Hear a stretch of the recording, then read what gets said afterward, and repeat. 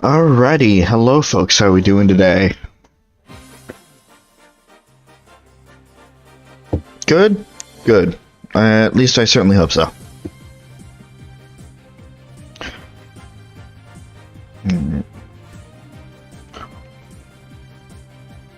As promised, we got some more Phoenix Wright stuff today.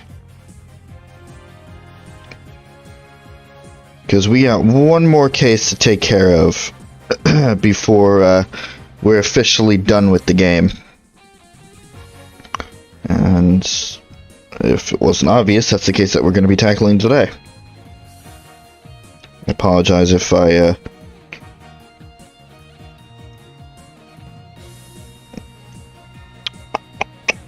seem a little lethargic right now.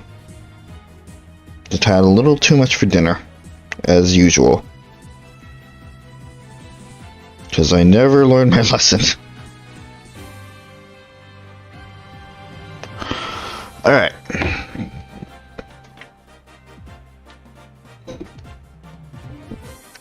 We're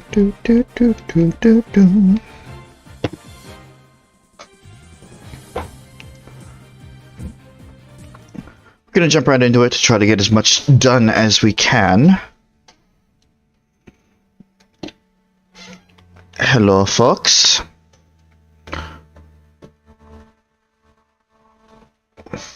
There we go.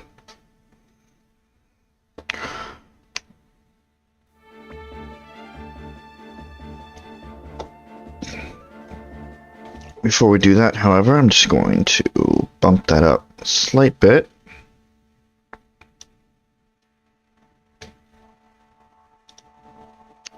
Bump this up a slight bit.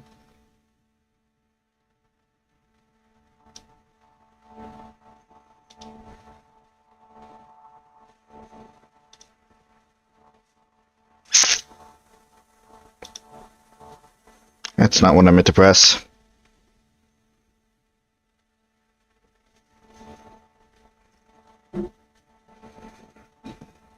We're starting off great. And I know part of the reason why is because I clicked on the volume mixer and screwed everything up on that front. Luckily, I don't have to close down OBS.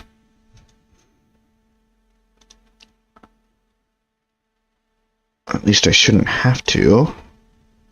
If I just open this back up again. There we go. It's picking up. Excellent. Just wanted to bump it up just a little bit. Let's hop right back in. So last time we finished off the main arc of the game. We caught the Phantom, we released Blackwell, everything was great. It was honestly a fantastic case. However, we have the special episode. Turnabout reclaimed. Let's do it.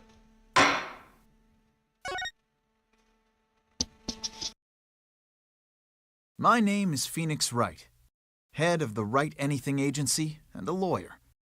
Although, I was doing something else entirely for a while there. As for why I decided to formally get back into lawyering, let's just say there's unfinished business to take care of. Anyway, I thought I'd reminisce about my first case back on the job. And what a case it was. It happened only a few months after Athena joined our office.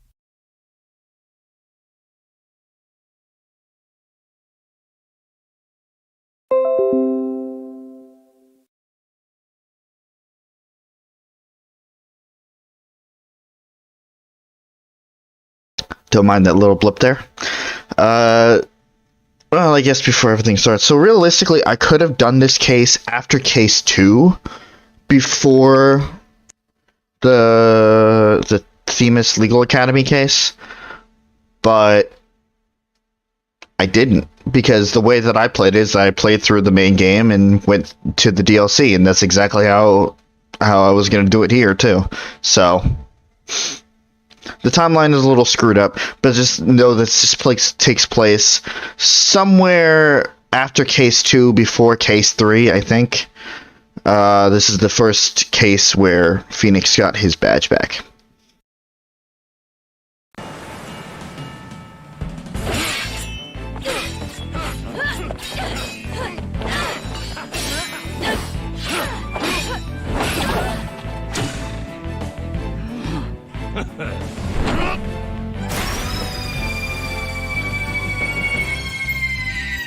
Captain Orla! He made it just in time!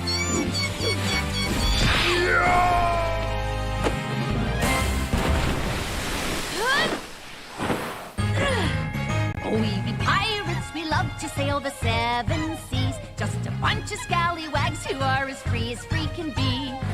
We swim through storms and waves, all because you see grand treasure and adventures waiting just for me.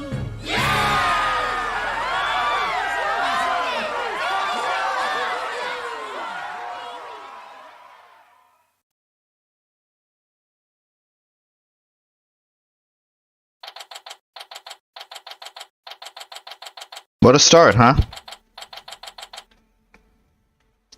No murder or anything, no finding a dead body. Just a happy-go-lucky show. You know, like SeaWorld before all that scandal took place. Anyway, July 20th, 12:37 a.m., Wright Anything Agency. Today's my first day back on the job as a lawyer. Putting this attorney's badge on again really makes it hit home. Boy, am I pumped. Even Trucy said, "Looking good, Daddy." So, Athena, Apollo, what do you think of the old attorney's badge?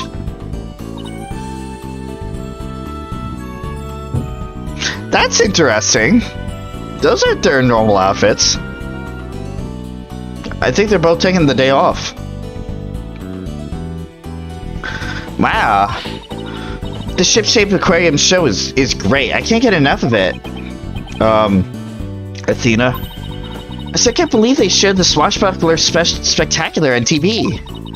Good thing I recorded this. Now, who's ready for another viewing? You've already watched it 5 times. Let's watch something else now. How can you even suggest such a thing? The show is therapeutic. Boss here asking you guys a question. What's so therapeutic about watching a killer whale? What? Don't you know anything? Animal-assisted therapy is an established psychiatric treatment. You're kidding. That kind of thing really exists? It's a real thing. I've been to the aquarium myself to try it, and it really helps. I still go there every now and then to further my psychology studies. Last time I went, I saw a dolphin and an orca swimming around together. It was so... Hey, do you two think you can quit goofing off and do some work for a change?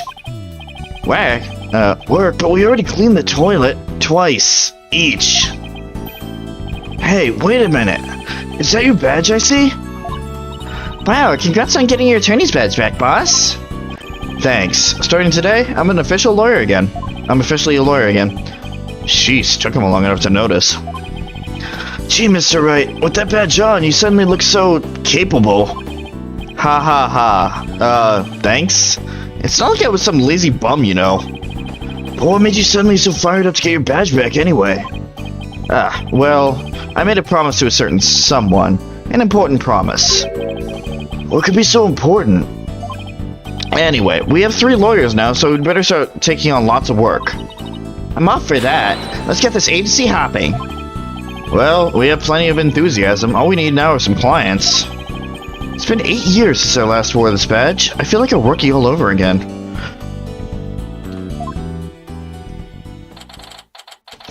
And this just in. The owner of the ship-shaped aquarium, Captain Jack Shipley, has been murdered. The suspect in the case is reportedly already in custody inside the aquarium. Isn't that the aquarium we were just watching, Athena? It is. I can't believe it. A murder at ship-shaped aquarium? But I love that place. We need to get to the bottom of this. Really? Really? Damn it. I don't have a voice for them. I know who it is. Because I need to save that voice for later. Really? Then I guess I'm in luck then. I need Phoenix Wright to save my friend. Who in the world is this? Are you a client? Wait, the costume. It looks just like... I've got it. You must work at Shipshape Aquarium. That's right.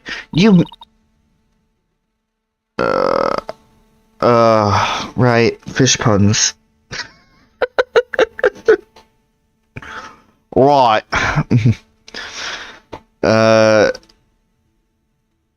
That's right. You men know it. I'm Sasha Buckler. I perform like an agile catfish in our pirate show. It'll blowfish your mind. Minnow, blowfish, those puns floundered a bit. I figured out the client's identity. Chalk one up for analytical psychology. My friend is under suspicion of murder, so I really need some help here. That's why I gotta find this Phoenix Wright guy. Well, I'm Phoenix Wright. And this is Apollo Justice and Athena Sykes. They're lawyers too. If there's anything you need, all you have to do is ask. The same goes for me too, Miss Beckler. Just call me Sasha, and I'll call you by your first names too, if that's alright. Phoenix, Apollo, Athena, you have to help me. Please, save my friend. Guess we better start by asking her more about her defense request. Alright, what do we got? Miss Buckler, Sasha, can you tell us more about why you need our help? My friend is suspected of murdering the captain of Shipshape Aquarium. Captain? I thought the victim was the owner of the aquarium. Yeah, well, our aquarium has a pirate ship theme. That's why we call the owner our captain. We call the employees crew, too. That's a pretty unusual aquarium you got there. Anyway, one of the crew members, my friend, is being suspected of the captain's murder. They've already decided she's guilty. I think they're going to give her the death penalty. What? What happened to due process? But my friend is as sweet and gentle as a shark whale. She wouldn't hurt a guppy. I know there's no way she murdered anyone, but they won't believe me. But with a name like Wright, I figured you'd be able to help me set them straight. Wait a minute. Don't tell me she picked you all because of a bad pun. Ouch. I see my reputation doesn't precede me. But seriously, my name can't be the real reason she's here. Why request me? What's the real reason you picked me, Sasha? Well, to be honest, I asked a whole slew of lawyers, but they all refused. They said stuff like, there's no merit to taking your case, or I'm not sure I can help. There are cruel as sharks, with heart... Oh god. With hearts punnier than whale bait. White bait. I can really feel Sasha's frustration. With nobody on her side, she must feel all alone.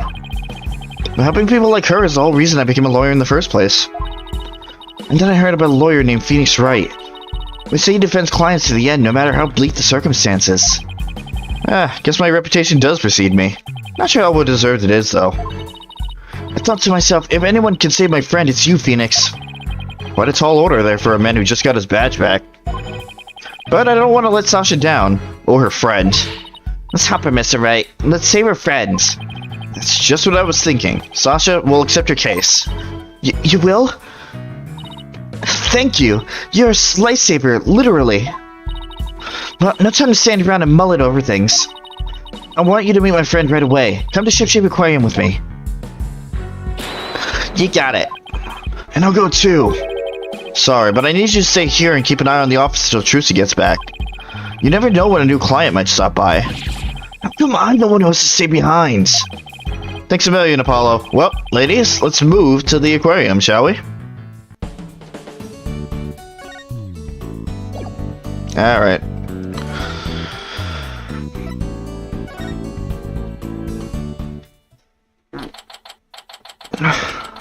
July 20th, Shipshape Aquarium. Aqua Tunnel.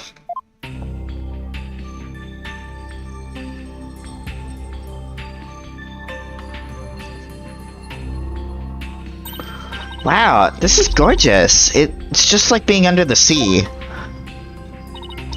Yeah, this is the Aqua Tunnel, our pride and joy. I'm really glad you like it. I'm going to go ahead and fill the detective in on your arrival. Take a look around the tunnel, and then come meet me at the pool up ahead on the right. Hey, boss, look at this cute little fish. I bet it would be delicious grilled. Seriously? Is that really all you can think of? Well, I didn't get to eat lunch today. Oh, and here comes some grilled chicken. It's not a chicken, it's a penguin. Come here, little cutie. There it goes. It ignored me. Maybe it was hungry too. Oh, look. It dropped something. It's an ad for the Swashbuckler Spectacular show. The penguin had a whole bunch of these stuffed in its backpack. So it's passing out flyers, huh? How cute. A carrier penguin that distributes flyers? Oh, we could use one of those for our office. Swashbuckler flyer added to the court record. Well, can't keep the client waiting. We better get going. Yeah, you're right. Time to roll up our sleeves.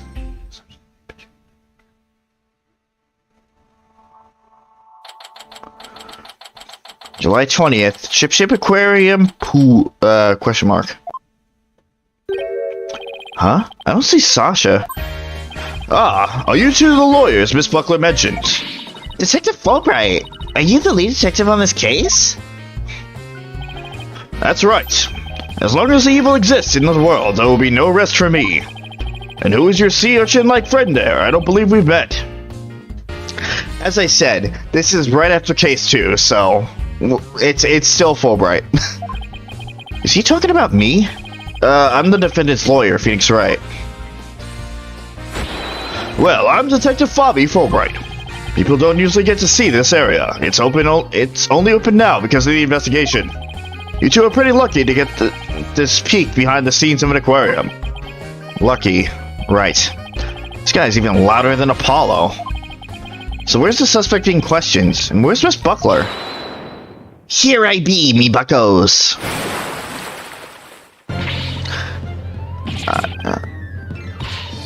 Shiver me timbers, this be one of the dread pirates' nose stashes scurvy swabs.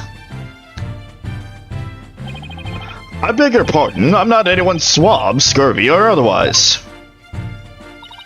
More shameless than a sea lion ye be, trying to make off with me best bucko. If you want to pick a fight with us, you'd best bring along an army of great white sharks.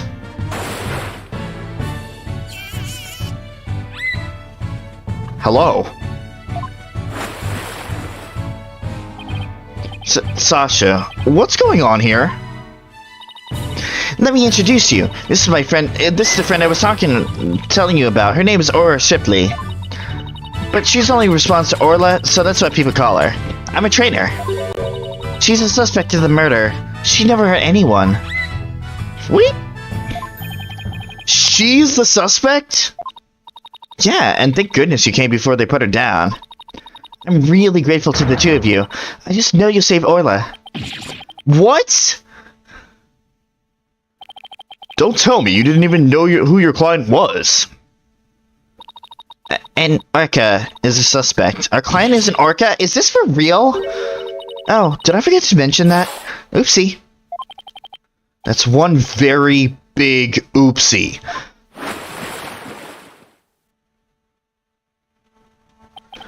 By the way, what was with that mustache earlier? Oh, this be part of me costume for the Swashbuckler Spectacular. When I be wearing the mustache, I be one of Captain Orla's swashbucklers. A transformation is dramatic as a pufferfish, is wouldn't you say? I don't think I would ever say that. It's a pirate-themed aquarium, so that's why Orla is wearing a pirate hat, right? Yep, she really loves wearing hats. She puts them on all the time. But her fake mustache keeps falling off, so that's a problem. I see. Well, why don't we start with you telling us a little bit more about Orla? We're defending a whale. Can't make this shit up. Orla the orca. So you're really serious about me defending Orla? Of course I am. You're the only one who could do it, Phoenix. I heard you once question an animal during a trial, and that got your client off the hook. No way, you did that? Yeah. Yeah. Back when we were defending Edgeworth, we questioned a parrot. I might have tried something like that at one point in my career. Ah, so you're gonna have to tell me about this later, or ask Apollo for all the juicy details. When I heard you didn't discriminate against animals, I knew you'd hear me out. I have to warn you, though, I don't know anything about orcas. I mean, they don't eat people, do they? Yikes, I think I made her mad. I won't have you talk that way in front of Orla. Orcas have feelings too, you know. Yeah, boss, they have messages just like we do. Sorry? Is anger the only feeling I inspire in women? Oof.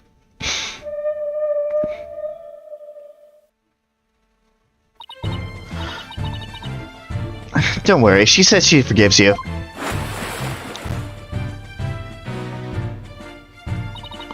Besides, orcas are very picky eaters. Orla here only eats fish. The captain went to feed Orla this morning, and then he was found dead in this very room. Could you please tell us more about his death? So the owner of the aquarium, Jack Shipley, was discovered murdered.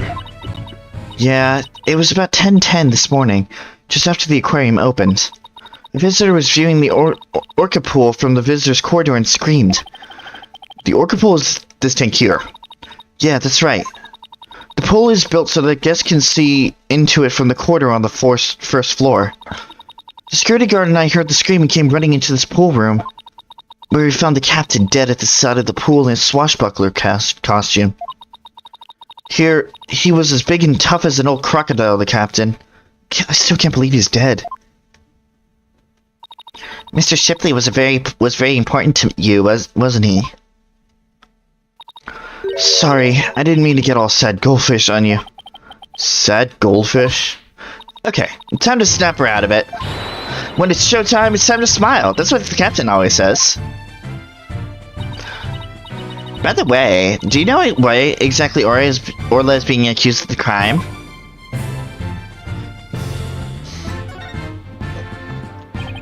Do you think of any reason why Orla would come under suspicion? The police think Orla went berserk during practice for the Swashbuckler Spectacular, but Orla wouldn't do anything like that, right, Orla?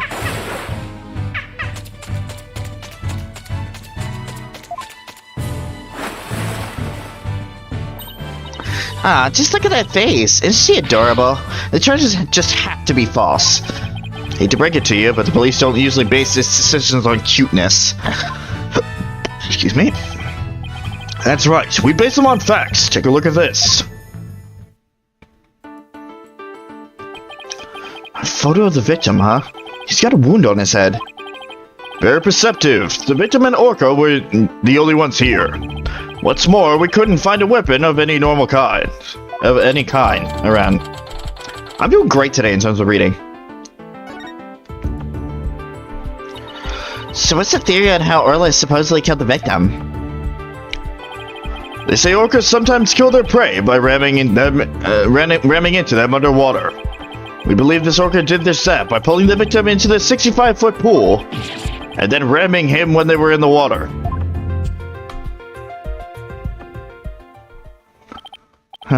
Without any suspects besides Orla, this could be a one tough case.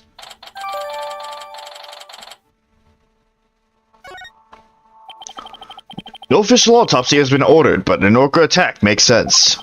Why hasn't one been ordered?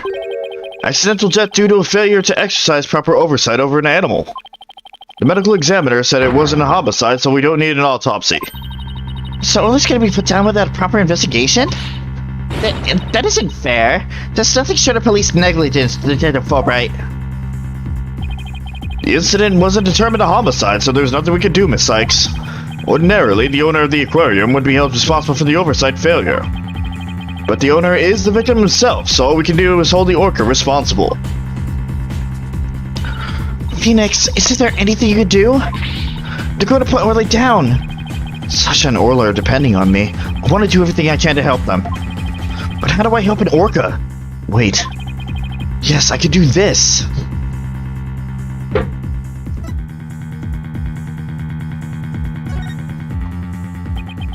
I got my badge back now, so I know exactly what I have to do. I'll defend Orla in court. Huh? Even an orca deserves a fair trial. If the one responsible for Orla is dead, then I'll take responsibility for her. Yo, what? I guess doing crazy things just once in your career wasn't enough, huh? But what the heck? I'll take responsibility for her too. Are you two insane? This is a case of accidental death caused by an animal. It's not a murder case. With no evidence of foul play, this case will never go to court. Then let's investigate the crime scene. If we can prove this was a murder, we might be able to take it to trial. And then Orla would certainly need the help of a few good lawyers. I guess so. But who's ever heard of a trial for a killer whale? Just because it's never been done before doesn't mean we can't do it now. But, please, Inspector Fulbright, for justice' sake.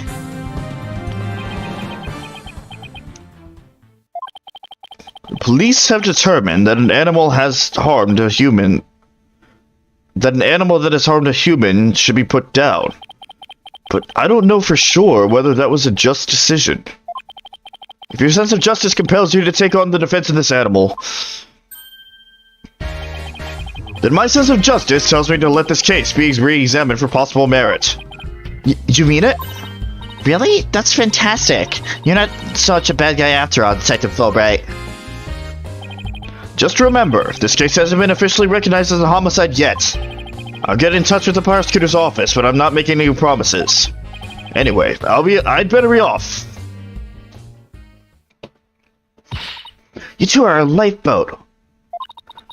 I'll be right here if you need me. Thanks. I've got a feeling we'll really need your help with this investigation.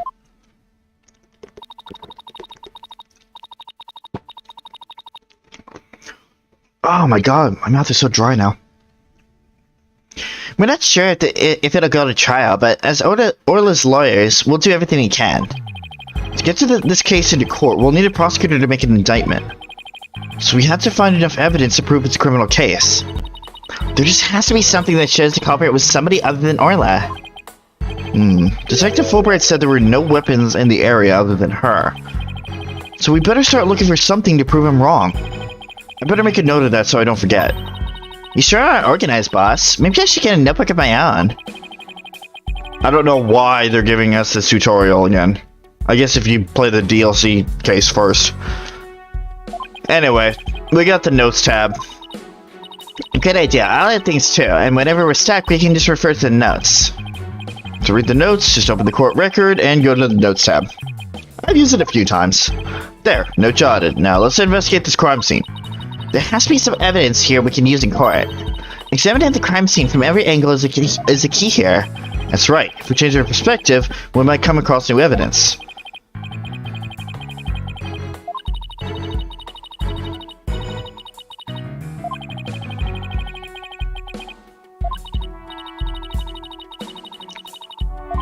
Again, we're getting tutorial because I guess technically you can buy this case and do it first, so it's just the basics. We've done this enough. Let's start to... Nope. Let's not. Trying to figure this out. So how many angles do we have? We have a roundabout angle? Cool.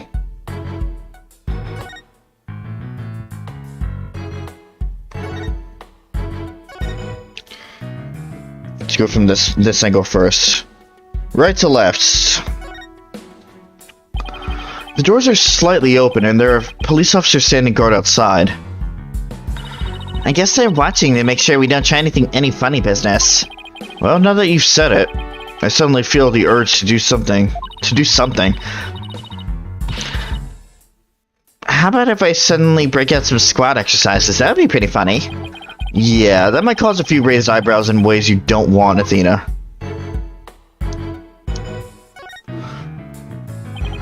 There's a piece of meat in plastic hoops suspended from the ceiling. Talk about a classy decor. I guess Orla does really likes meat. Who knew they feather such large chunks, though? All orcas are carnivores. You knew that, right? Of course, silly, and I love meat too. Protein is your body's basic building block, after all. But that meat is made out of rubber. I doubt Orla could really eat it even if she wanted to. You mean to tell me she jumps all the way up there and doesn't even get her reward? The poor girl, after all that effort. I don't think Orla is as dumb as you think she is.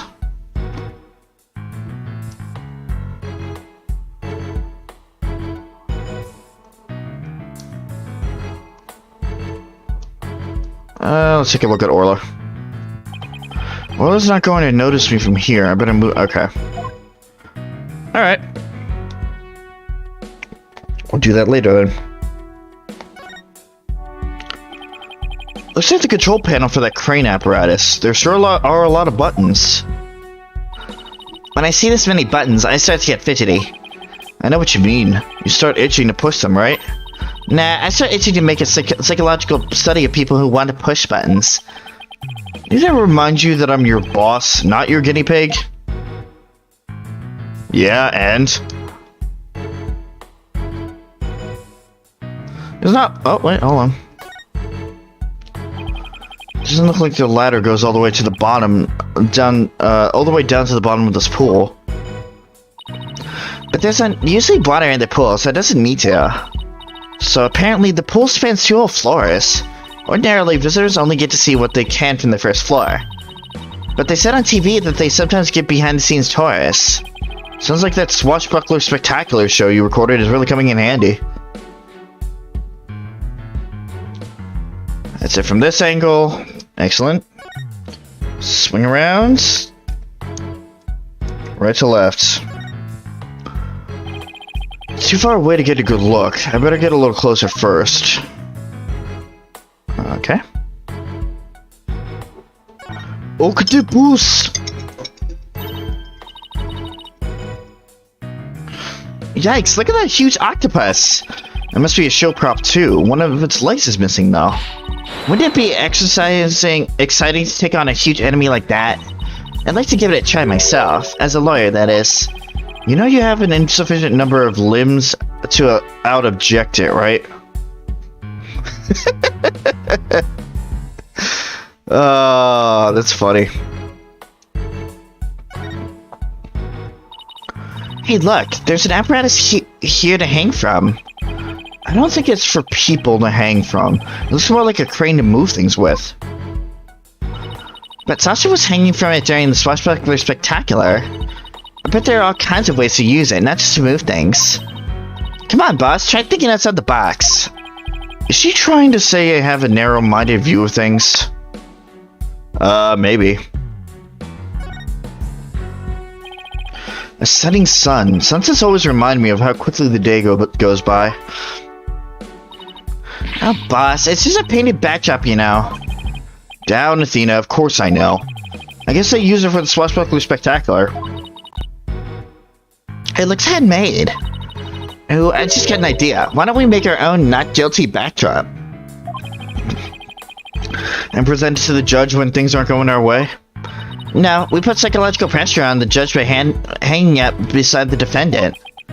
I almost want to see how the judge will respond to that. That actually sounds really interesting.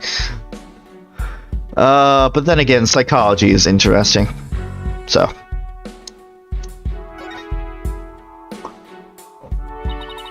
Is that shell makeup above Orla's eye?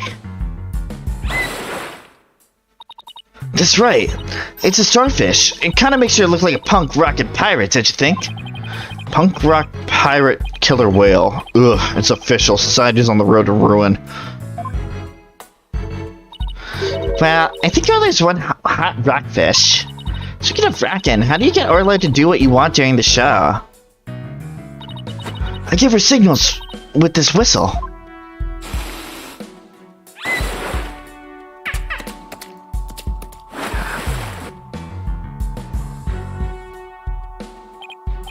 Oh, but I didn't hear anything just now.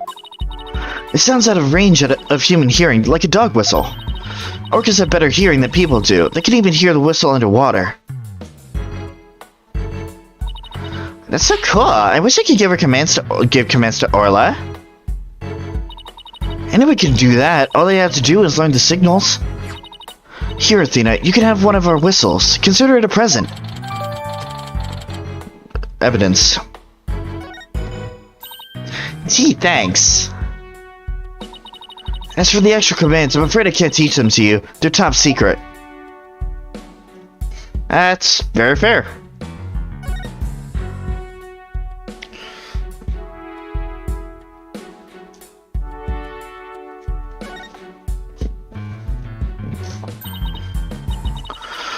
What a mess. Was all this stuff knocked over when the victim struggled with his killer?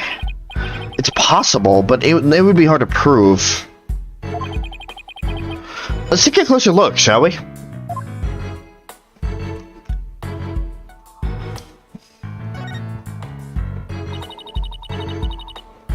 Look at all this stuff scattered around everywhere. I see some swords. I wonder if they have anything to do with the case. They're made of rubber. I doubt they could be used as a weapon. But I still bet someone got whacked with one. If someone got whacked with one, it would sting quite a bit. Yeah, I guess it would. But I think I could stand the pain. Yeah? Good for you. Oh, look. There's a blow-up dolphin and an anchor, too. Mr. Wright, are you even listening to me? Stop looking at those toys. Thanks. Guess I've been caught red-faced.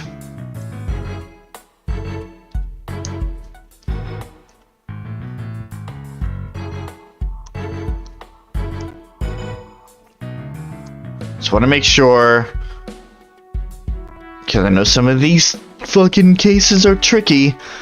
There's a little point that you miss. So this is where the body was found, huh? If they suspect Orla, maybe they found some evidence of an attack on the victim? Orla didn't attack the captain, she loved him! The captain rescued Orla when she was little, and she got beached on the shore. He tried to release her into the ocean, but she kept coming back. I can tell Orla's sad about losing the captain. She's just not her usual tripper self. Orla must really love this aquarium and the captain. She's the only one around here big and strong enough to play with the big, tough captain. Every day she makes a point of headbutting him and stealing his hat. Yikes, I guess you weren't kidding when you said the captain was a really strong guy.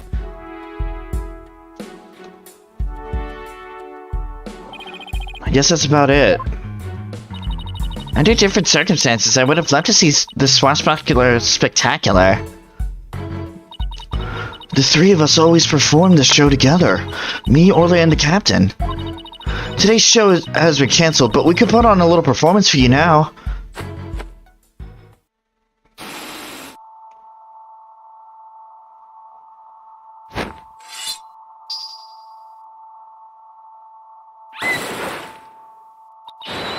We become more or less swashbucklers, me buckos. We love to sail the seven seas. We've come to rout that mangy blackguard dread pirate No-Stash. I've asked, there he be, No-Stash himself, prepare to feed the fish. Am I playing the role of No-Stash? Well, Sasha has a stash and you don't, so I guess so. Hit him with your water cannon, Captain, and spare no quarter.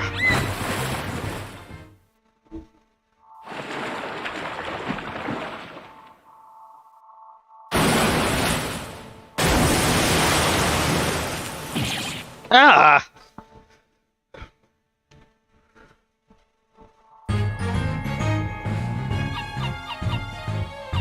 I am not singing it.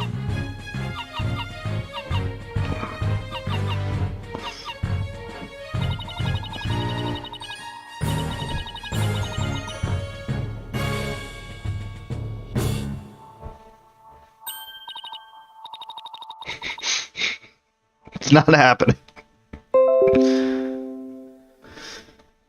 Neither is fucking Windows leaving me alone about installations that I can't do.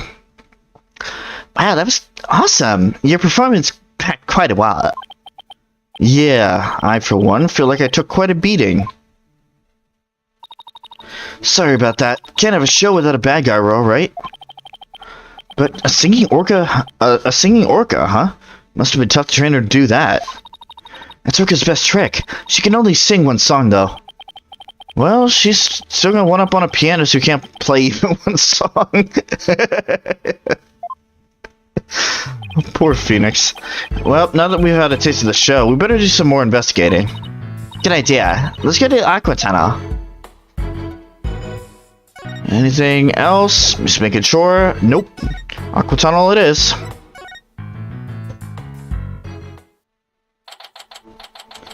July 20th. Ship-shape aquarium. Aqua Tunnel.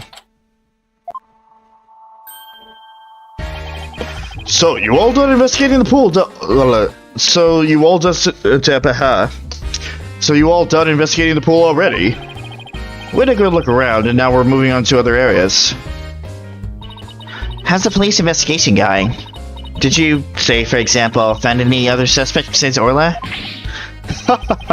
Wouldn't that be fortunate for you if we did? But no, I'm afraid not. And even more unfortunate for you, I'm afraid we found decisive evidence of the Orca's guilt. What? Please tell us more, detective. So what's this decisive evidence? Don't hold it out on us now, Detective Fulbright. I'm very sorry, but I can't share classified information with the defense.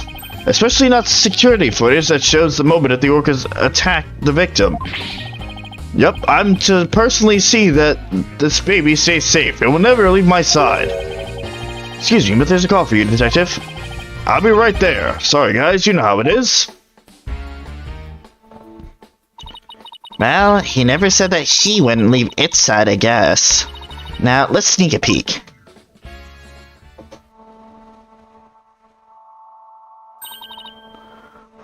What the? Is this supposed to be the moment of the Orla attacked the victim?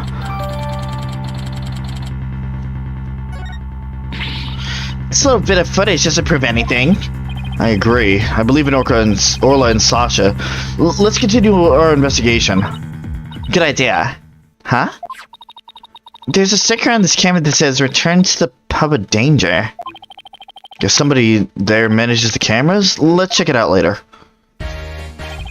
Sorry about that. Prosecutor Blackwell called to remind me to go feed Taka. So where were we? Oh yes, that's right. You two got any more questions for me?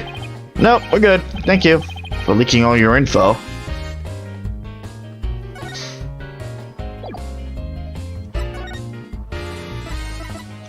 The Pub of Danger.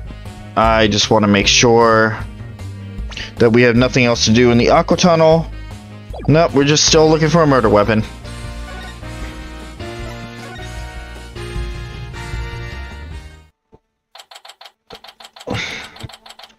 July 20th, Ship-shape Aquarium, Pub of Danger. This looks like one of those hands-on exhibits. It has a real air of danger, don't you think? Well, the banner does say it's the Pub of Danger. Let's see. According to the description, this room is a pub where pirates gather, explore and interact with sea creatures. Actually feel the electricity of electric eels and feed real piranhas? Experience the terror of the seas with these dangerous experiments. All of those sounds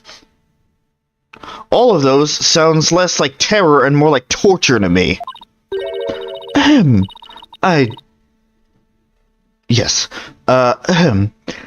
thank you to keep it down there, Blue Boy. I'm conducting an experiment. Or, okay. Maybe that's not... I'd like you to keep it down there, Blue Boy. I'm conducting an experiment. No, it is her. Okay. Do not disturb me, unless you wish to be zapped with an electric eel. My apologies, ma'am. Wow, she seems intense. Excuse me, but who are you? Before you ask others, shouldn't you give your name first? Basic manners, young lady. Yes, of course. My name is...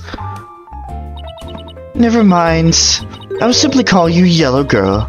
It's easier that way. I'm Nora de Plume. I'm very interested in Ship-Shape Aquarium, and I'm a frequent visitor here. But, I don't want to be Yellow Girl. You think I want to be called Blue Boy? Ugh, let's just see what she has to say.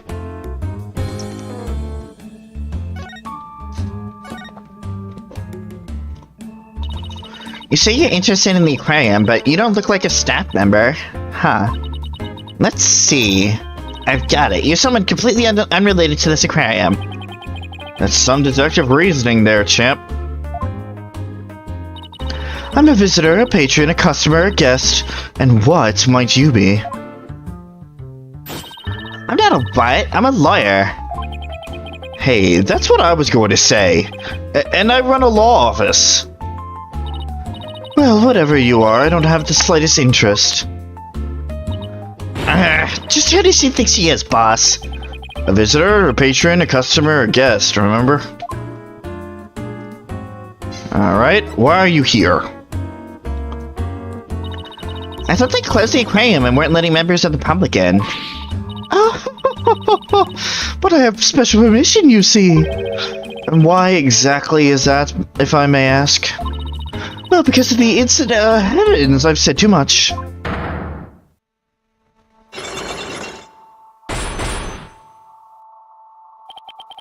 I remember this. Psyche locks. Huh? Psychedelic rack. Cyber clocks? What? No, Psyche locks. It's the power of this Magatama. It gives me the ability to see the secrets locked away in somebody's heart. If I can remove the locks, I can uncover their secrets. I didn't know you had a magical item like that. Looks like this lady knows something about what happened. I'll just use my Magatama and undo her Psyche locks. Huh? I can't see the locks anymore. Huh? The color of that stone looks different from before. That's funny. Maybe it's just out of juice. I can do that? Yeah, a certain girl I know poured her spiritual power into it for me. Without that power, I can't undo the Psyche locks. No way.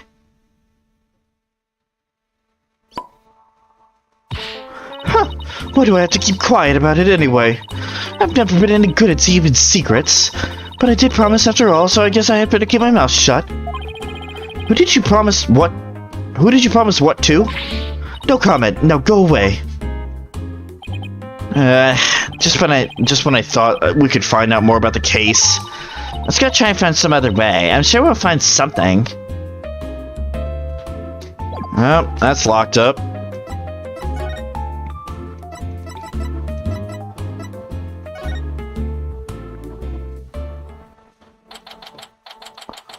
Dead ends after dead ends.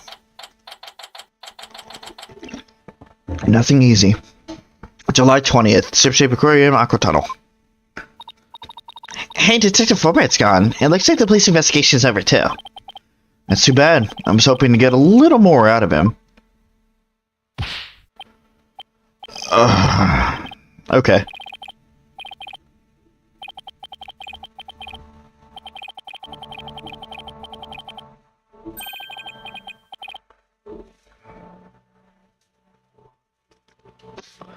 Is that somebody rapping? Yo, oh god. Please let, okay, yeah, I can't do it. I honestly can't, which is gonna make so much better. Yo, Rifle, just come back to me. We can be together and sing Cree Cree Cree. You see, every time, like, I feel like I'm stepping over some boundaries when I try to do it, even though the text is right there. What's with this guy rapping and making such strange bird sounds? Yikes! Who's there? You didn't hear me rapping, did you? Yeah, well, maybe. Look, just do me a favor, pretend you didn't hear nothing. Fine by us, and who might you be?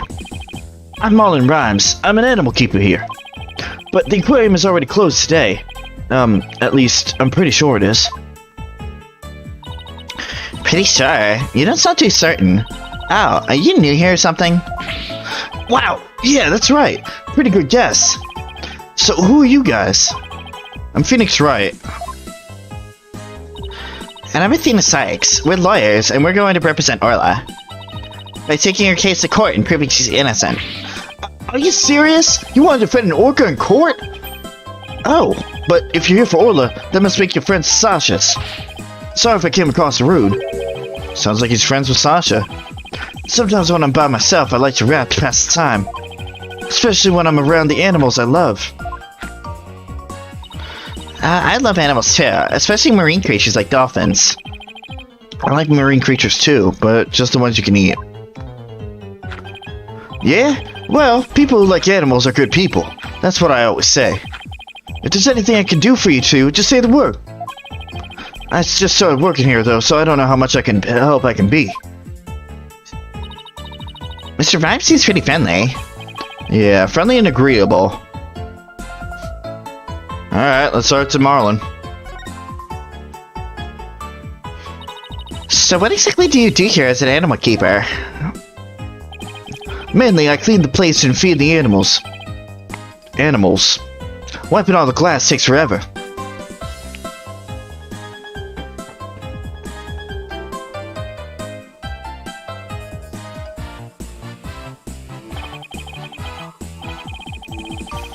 I can imagine. This tunnel alone must take most of the day.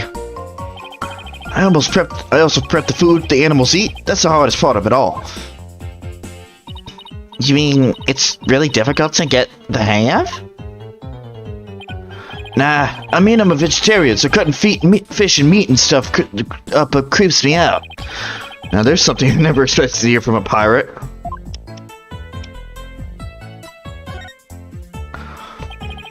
Do you know anything about the incident that took place this morning? Yeah, one of our guests saw what happened and started screaming. I came running, but by the time I got there, I couldn't see the orca or the captain.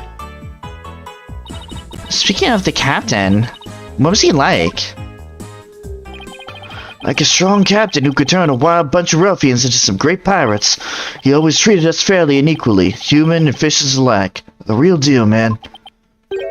Hey, what are you crying for? I'm not crying.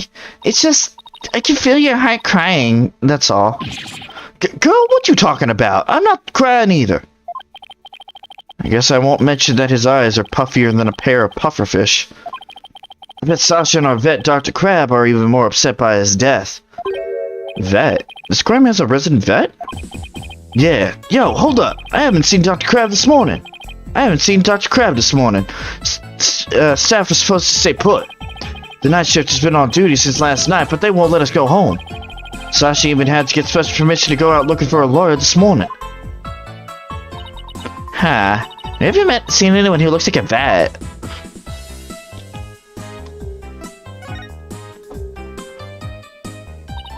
Were you rapping something about looking for a weapon earlier? A rifle or something? No, not a weapon. Rifle is the name of one of our penguins. A penguin? Why would you name a penguin something like that?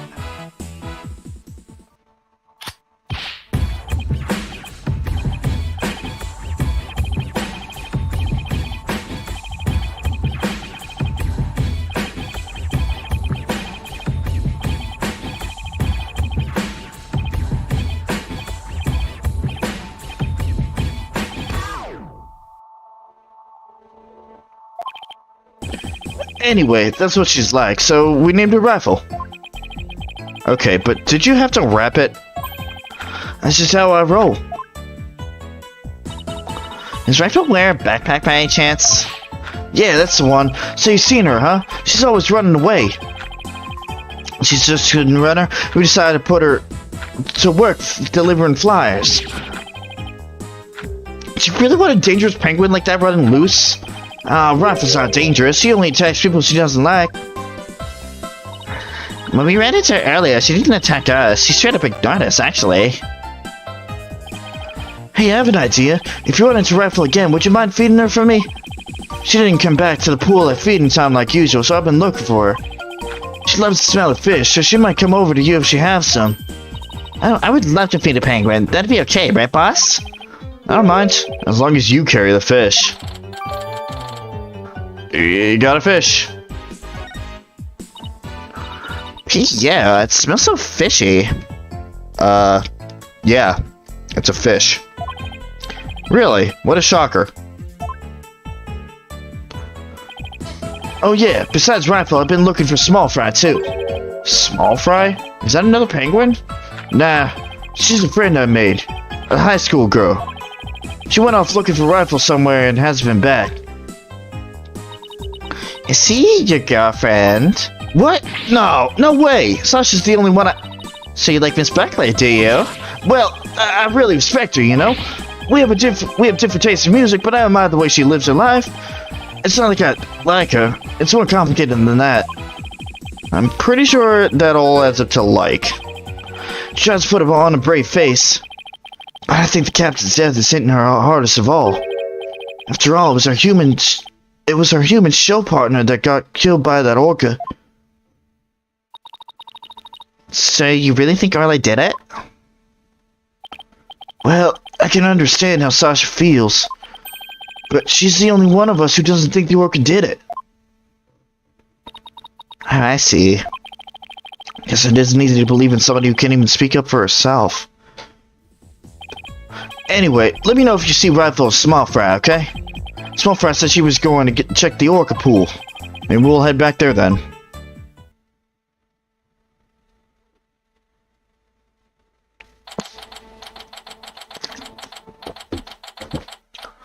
July 20th, Ship Aquarium, Orca Pool. Huh? There's something on the left side of the pool that wasn't here before.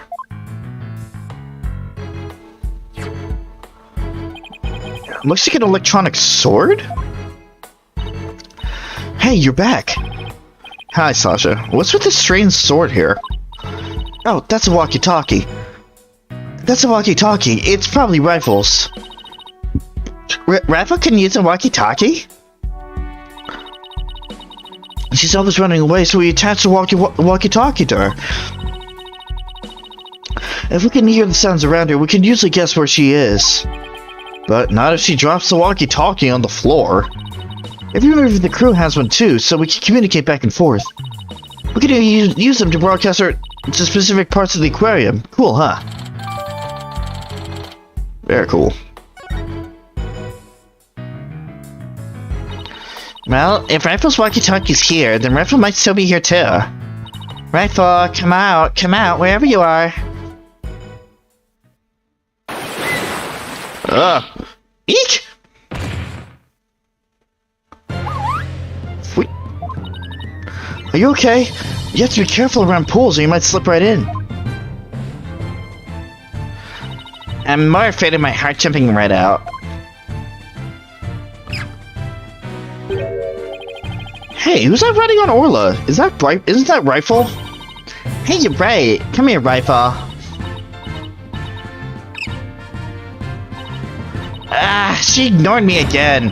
Why doesn't that penguin like me? Ah. Now you've scared Rifle away with all that yelling. Well, I'm not giving up. I'll make that penguin like me if it's the last thing I do. Hey, get back here, you little pipsqueak! Oh, sorry, Rifle, but at least you seem all right. Huh? Oh. Guess who it is? Hey, it's Pearls? Oh, Mr. Nick! Oh no! No! I need another water for that.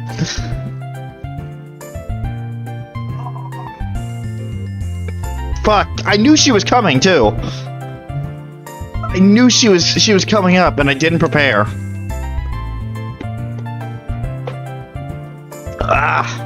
It's all these fucking breathy voices drying my mouth out.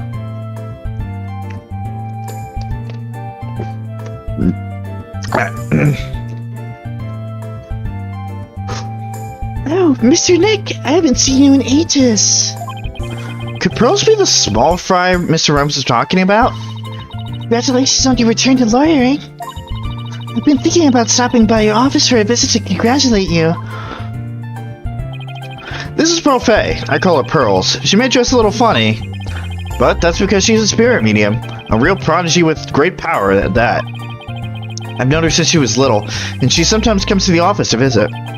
She's just a little older than Suzie, so she's been like a big sister to her. I guess everyone here knows Mr. Nick then. He's such a nice guy, don't you think? Is she trying to be my big sister now, too?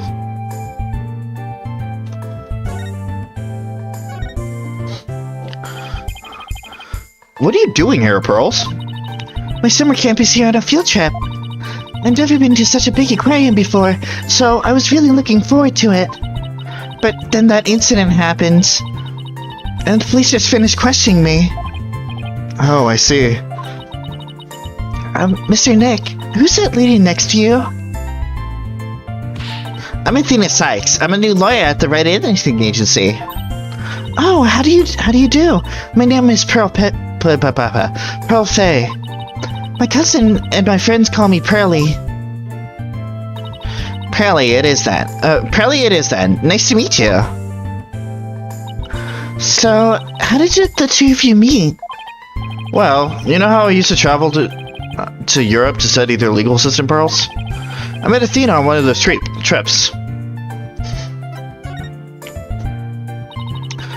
So tell me more about how the two of you met in Europe. Hey, I thought I was supposed to be asking the questions here. A long time ago, Mr. Wright helped me out of a difficult jam. That's when I started thinking about becoming a lawyer like him. So you're like your mentor, huh, Mr. Nick? Yeah, something like that, I guess. Mr. Wright is the whole reason I am who I am today. He was the one who told me my knowledge of psychology could help people in court.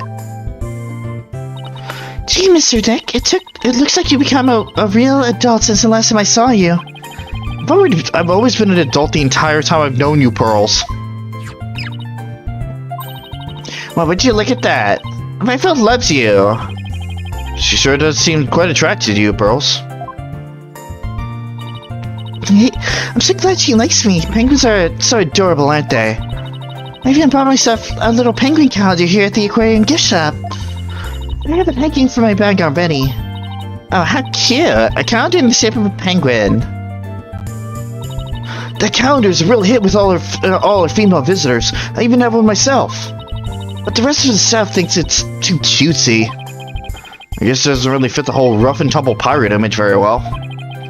But, why does this calendar smell kind of like fish? What do you mean, Mr. Nick? Please don't be rude. Uh-oh. I got Pearls mad. I mean, it does. Smells like fish.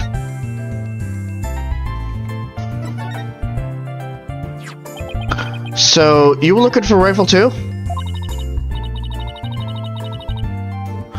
That's right. I was trying to help Mr. Marlin, the animal keeper.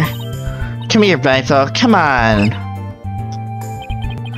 She went towards Orla instead. Why can't I get Rifle to like me? Maybe you should quit chasing after her with that scowl of yours. Mr. Nick, how could you speak to a lady so rudely? Uh-oh. I got Pearls mad again. Why don't you try to get Rifle to take some food from you? Oh, great idea. And I have just the thing to offer her, too. Even though we're talking to Pearl, we have to present Pearl with the fish and not Rifle. Go figure.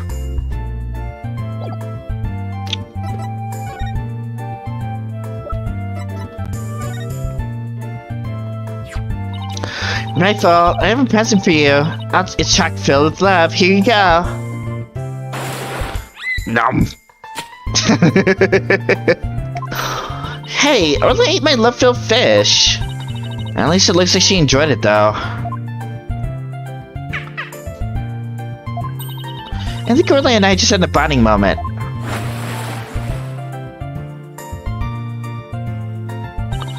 Friendship blessed me with the exchange of some food. I was in it moving, Mr. Nick. I think moving might be going a bit far. Anyway, how'd you get Rifle to come to you so easily, Pearls? It's fine. Pearls is just a romanticist at heart.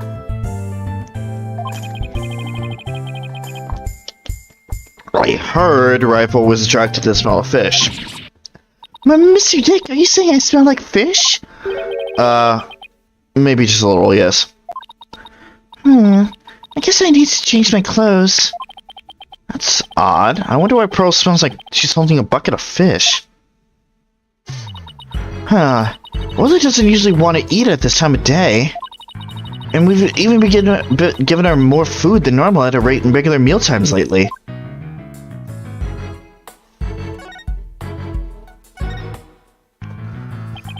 Is there something wrong with Orla's feeding habits lately? Yeah, something's weird. The new guy Marlin feeds all the other animals besides Orla, but the captain and I, her trainer, are responsible for feeding Orla. It was the captain's turn to feed Orla this morning.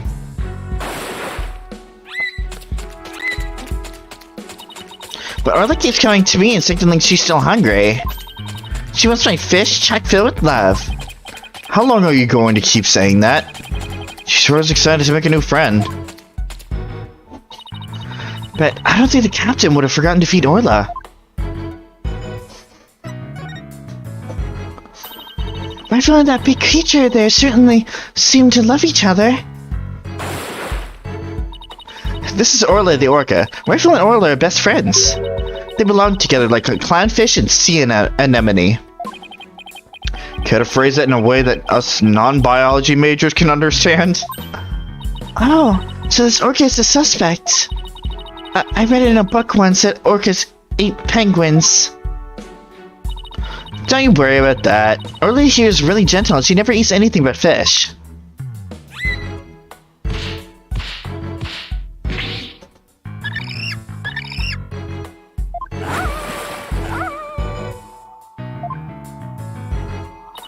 She's an old sweetheart. As a matter of fact, she even tolerates Rifle's picking on her. It's true, she does seem very gentle. She hardly seems like a killer whale. As lawyers, we have to do everything we can to save this beautiful, gentle creature. Wow, you're going to defend her in court? She's quite the defendant, isn't she? She's the biggest defendant we've ever had. Literally. Oh, Pearls, I have a big favor to ask. What is it, Mr. Nick? It's about my Magatama. Its spiritual power seems to have vanished. Oh, that Magatama brings back memories. I remember pouring my spiritual power into it. That was so many years ago. I guess that's why it's almost out now.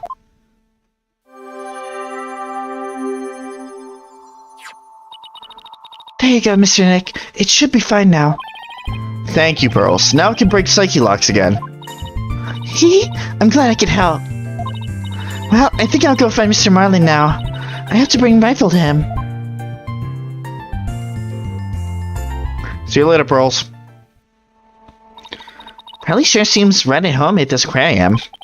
Huh, you're right. But she didn't say this was her... Didn't she say this was her first time here? Apparently, the girl was in the staff corridor earlier this morning. That's why the detective was questioning her. What was Pearls doing in the staff corridor? I don't know. I thought she was Marlin's friend or something. The staff corridor, huh? Something about that doesn't sit well with me.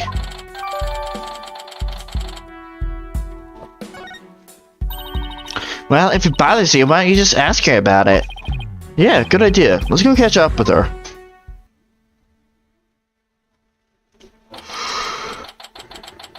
Oh, God. Excuse me. Looks like Mr. Rhymes and Pearls are talking.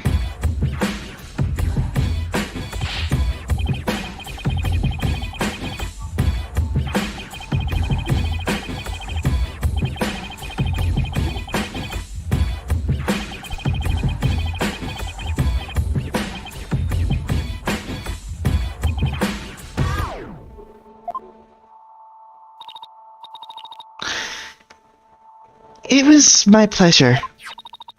See you again sometime, Rifle. Okay, let's go, Rifle. See you, small fry. Oh, Mr. Nick, I didn't even see you there.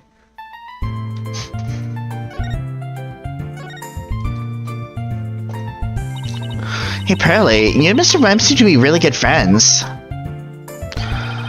Could you tell us more about your relationship? Well,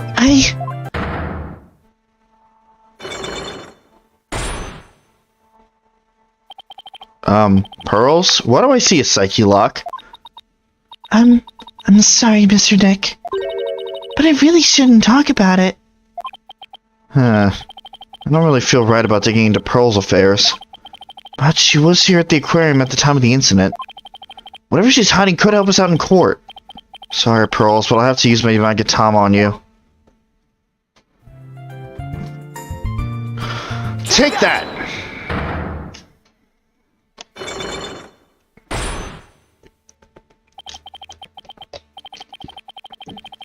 A psyche lock.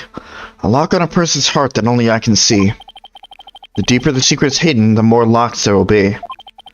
Pearls only has one lock, so I should be able to undo it fairly easily. But if I make a mistake, I'll be locked in a loop and won't be able to move forward. Okay, time to give it a try. Relationship to Rhymes. Pearls, you have to tell me about your relationship with Mr. Rhymes. Relationship? There's no relationship between Mr. Marlin and me. We're just a visitor to the aquarium and an animal keeper at the aquarium, that's all. But there are areas where ordinary visitors to the aquarium don't get to go. You were here before the incident occurred, weren't you? Take that! Yes, that's right. But how do you know? Someone told me you were there. I got confused and went the wrong way. I didn't know it was a corridor just for the staff. But that's all there was to it, Mr. Nick, and I didn't have anything to do with Mr. Rhymes. Sounds reasonable. I guess I better move on to my next topic. Actually, there's something else I've been wondering about, Pearls. Why do you smell like fish? Fish? What makes you think I smell like fish? Well, there's certain someone who convinced me it wasn't my imagination.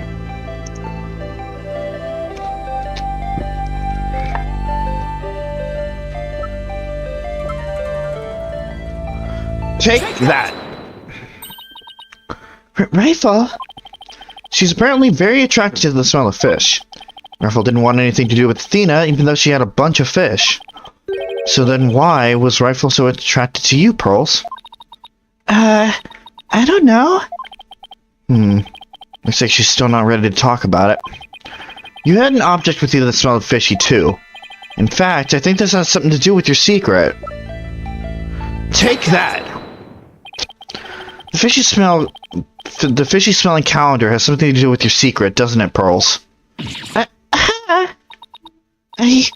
can't lie to you, Mr. Nick. I'll tell you about me and Mr. Marlin, and about the calendar.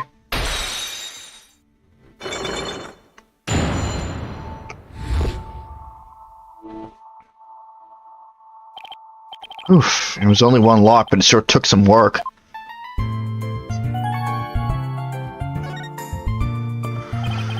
Please tell me about your relationship with Mr. Rhymes. I became distracted by the gift shop almost as soon as we got to the aquarium. Before I knew it, everyone else had moved on and I got lost. I was so embarrassed to be lost at my age. Oh, Pearls, I know big crowded places are hard for you. I sort of panicked and went down the wrong corridor. I ended up in the food prep room, and that's where I met Mr. Marlin. I really startled him when I called out to him. He jumped so much he startled me too, and I lost my balance and fell down. Oh, Mr. Nick, I spilled so many fish all over the floor. I guess that explains why you smell fishy. Pardon the pun. Yes, and my calendar fell off my bag and got buried in all the fish, too. But it doesn't explain why Pearls wanted to keep it a secret. Why did you want to hide your meeting with Mr. Rhymes? Well, I didn't want him to get in trouble over the feed sanitation regulations because of me. Mr. Marlin said he didn't want anyone to know he was in the food prep room. Huh? Why not? What was he doing in there? Before I spoke to him, he was staring at a calendar. But because of me, he dropped his calendar too. We had to search for it among the fish. Wait a minute. This calendar of yours, it already has writing in it. It does? But I didn't write anything in it yet. There's something written here under today's date. Meet the captain at the orca pool at 7 a.m. Me and my calendar and Mr. Marlin's got mixed up. Pearls, about what time did you run into Mr. Rhymes?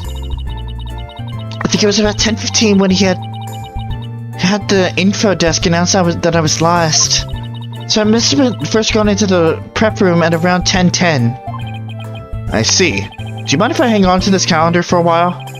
It might be a clue to the victim's movements before he was killed. Alright, but be sure to give it back to Mr. Marlin later, okay? Calendar updated.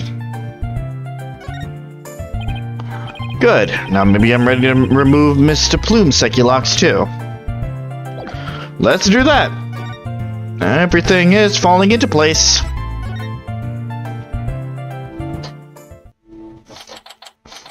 July 20th, Ship-Shape Aquarium, Club of Danger.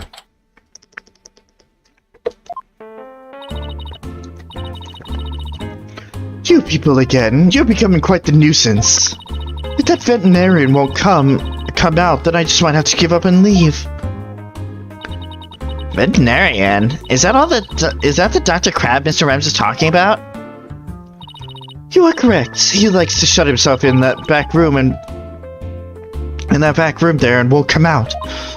But I don't think he's even in there today, so I'm about ready to go home. She sure seems to know a lot about the workings of this aquarium. Maybe a little something about the incident this morning, too. Mr. Wright, this is no time to be standing there thinking to yourself. It's time to put your psychedelic clock skills to work and uncover a secret. That's Psyche Lock, Athena. Psyche Lock. Whatever. Take that!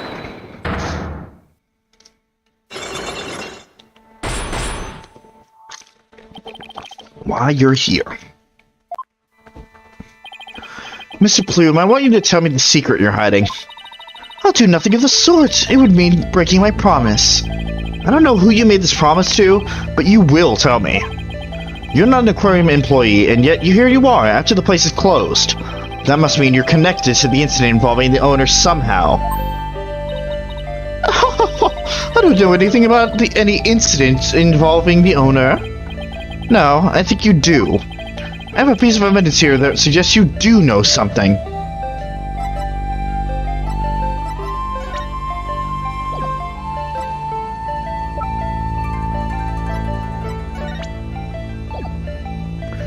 Take that! According to Detective Fulbright, this shows the orca attacking the victim. And the person in this footage is wearing an outfit just like yours, Mr. Plume. Oh, I suppose there's no hiding this bombshell figure, is there? Yes, it is I.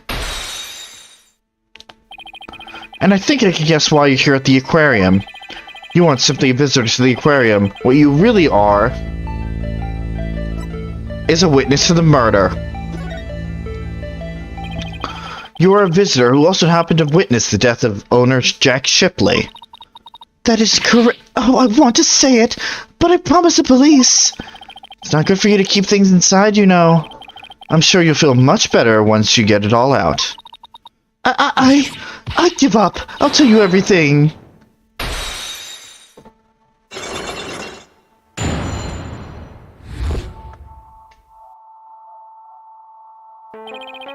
She wanted to tell me this badly. Why couldn't she have just done something so from the top? I think anyone would agree that I held it for as long as I could. But I couldn't be expected to withstand this commoner's badgering any longer. Please calm yourself, Mr. Plume, and that's top-class badgering to you. You're correct. I witnessed the killer whale's crime with my own eyes. You got a problem with that, blue boy? Boss, Mr. Plume's anger is too powerful. Even I feel like I'm about to explode. You have to do something quick. Please don't explode on me.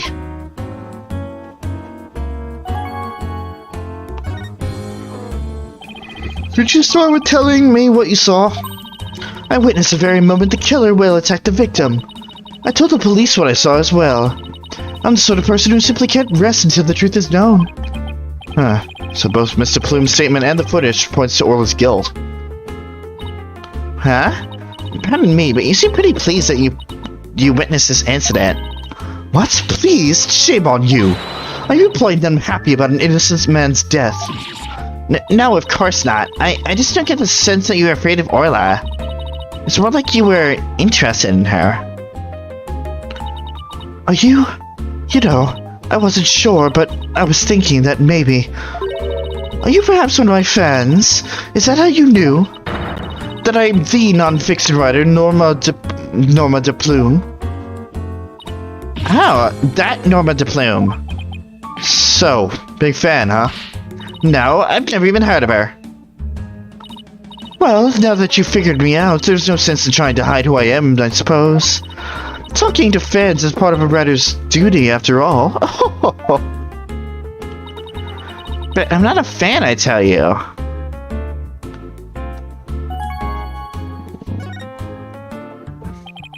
So what exactly have you written, Mr. Plume?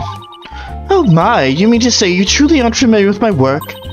I read the truth. I take great pride in my craft, you know. I've been gathering information on Orla, the killer whale, for a year now. I've been very worried about Orla's violent tendencies. And today my concern was proven to be well justified. Orla isn't violent, she's a sweet and gentle soul. The moment you let your guard down with that killer whale. Chomp. The ship-shaped aquarium has already denied the killer whale's violent streak. But it has been rumored to attack people. But rumors are just rumors, they aren't necessarily true. Yes, I realize that, but I only write the truth. That is why I questioned the owner directly. But he refused to allow my research, and he even had the audacity to say to me, "You're nothing but a nuisance coming here day after day. Don't ever come back again." Sounds like her research was a bit too much to take. But then, how did you get in here if you've been blacklisted? I have my methods. This lady is shameless.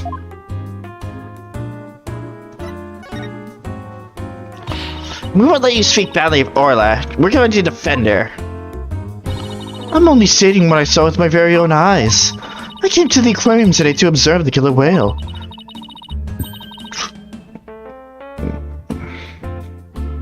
But on my way to the thing's tank, I heard its cries.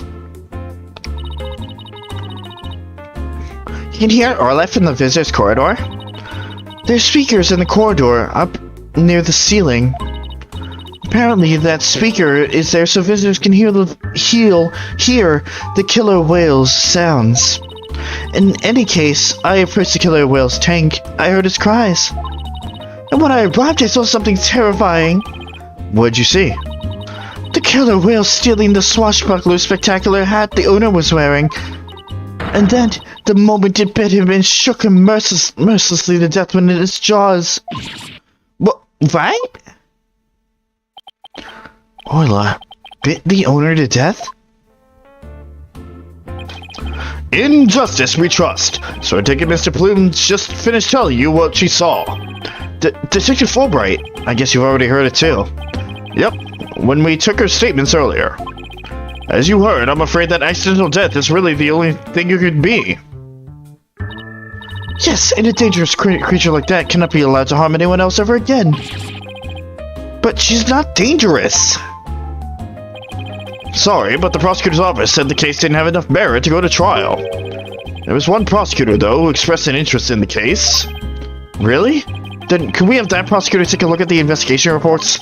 Unfortunately, I doubt even he'd take action without evidence of a homicide. Look, I understand how you feel, Mr. Lawyer, but maybe you should give up on this one. Not a chance. We'll just re-examine the crime scene and strengthen our case. Well, if that's your version of justice, I won't stop you.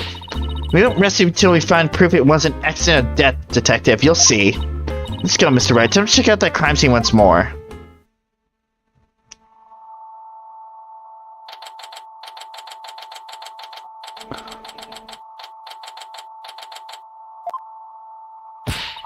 Alright then, let's start the re-examination pronto. I'm gonna go check out that mess in the back one more time. Athena, wait! No running! Ah! Are you okay? Didn't look like she's tripped, but...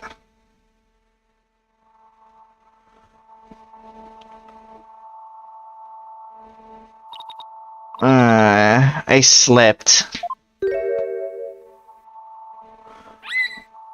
Uh-oh. Huh? Orla, what is it, girl?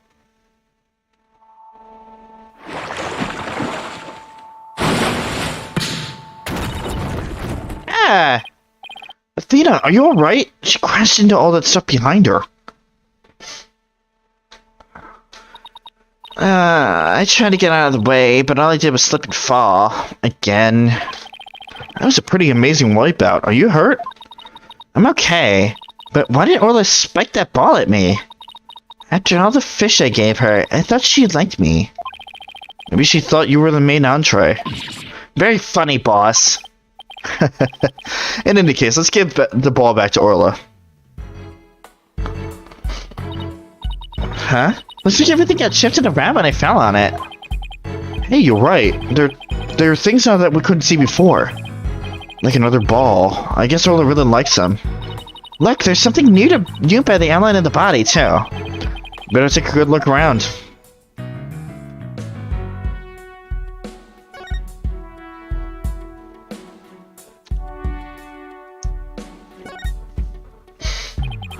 Looks like we just found that giant octopus prop's missing leg. Wow, I bet you could get a whole lot of carpaccio from a giant leg like that. Ooh, let's go to the ocean and try to catch a giant octopus of our own. Yeah, but even if we did catch one, how are you planning on to slice it up? Tain't problem. That's what men invented chainsaws for. Never seen anyone so hell-bent on chopping down on some giant octopus. Well, I doubt we could catch one that big anywhere near the shore anyway. The more red black you throw up, the more I want to do it, you know. Ooh, I can't wait to get started. It would appear that Operation Discourage Insanity has backfired. Yep. Oh no, the child is hurt. What? Call an ambulance. Wait, it's just a dummy. Is it? Oh, I mean, of course it is. I was just testing your response to an emergency. Well, I guess we just found out that you don't bluff well under pressure. I guess I'll just have to keep practicing then. I wonder what the dummy is for anyway. Oh, that? We use it to train Orla. It's smaller than a human, but it does the job. Some more tricks can be pretty dangerous, so Orla practiced them on a dummy first. Forget the tricks, those bite marks look pretty dangerous. I guess so. There's a broken sword here. Huh.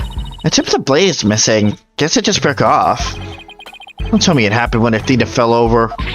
You better not be trying to pin the blame on me, boss. What? No, of course not. Now you're trying to hide it. It's written all over your face. Besides, the broken part isn't here. How could it have been my fault? I better watch out what I think or I'll get every little thing thrown back in my face.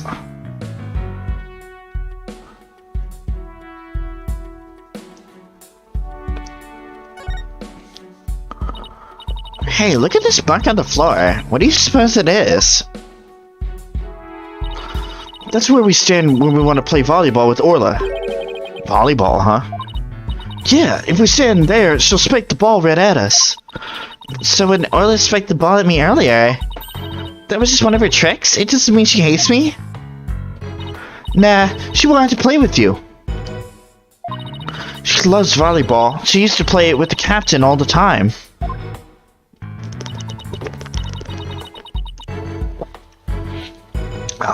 Sasha looks so sad. Okay, time to snap out of it. This is no time to be all dejected and mopey like a blobfish. That's right. Time to put on a smile and stay strong, right? What's a blobfish? Or do I not want to know?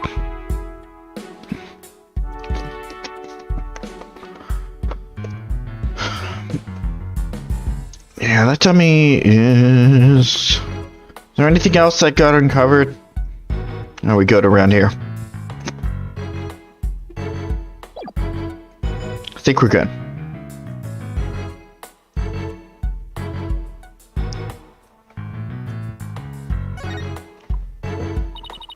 Hey, there's a cannon in the shape of a shark. I'd like to try firing that thing. Boom.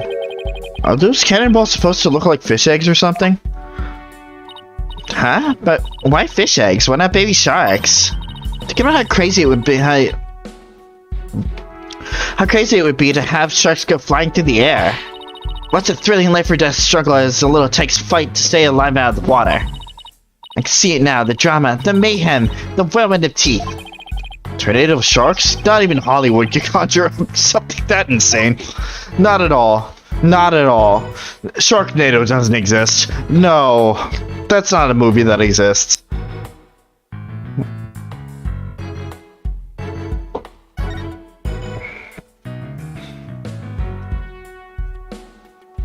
Just gotta make sure.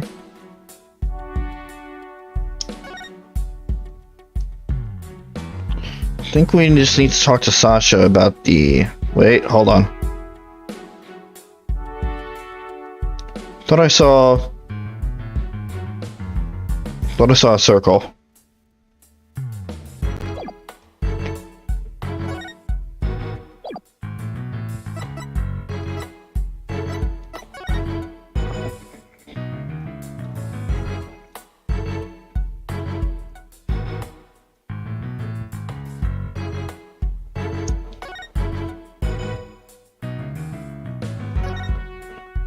Guess we weren't done over here.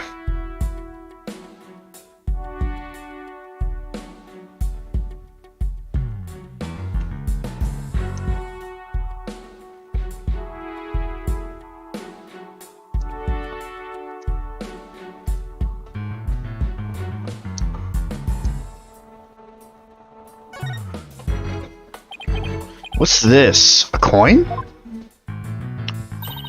Mr. Wright, there's blood on it. You're right, but it's dried. Do you think it could be the victims? And what was it doing all the way over here in the first place? I'm not sure, but now that we found blood outside the pool, it just might help us prove that there's more to this case than just accidental death. Hey, you're right. Orlis certainly can't leave the pool after all.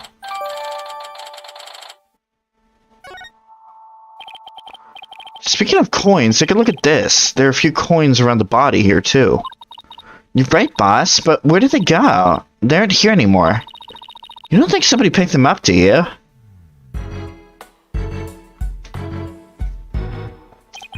Hey, Sasha? Would you happen to know anything about this coin? Oh, I guess I missed one. I just finished cleaning up the rest of them. Hey, Cassandra. That's alright.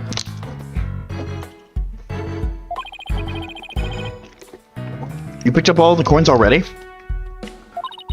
That's right.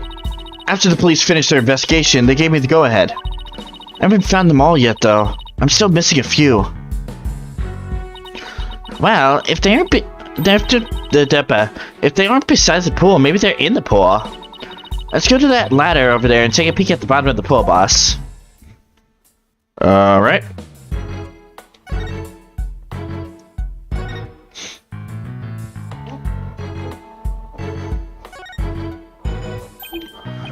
Look, I think I see something at the bottom of the pool. Ha! I knew it. Want me to go down and check?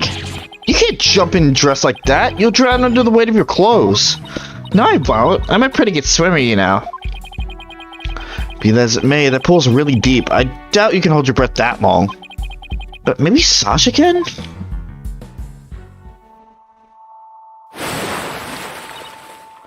Whew.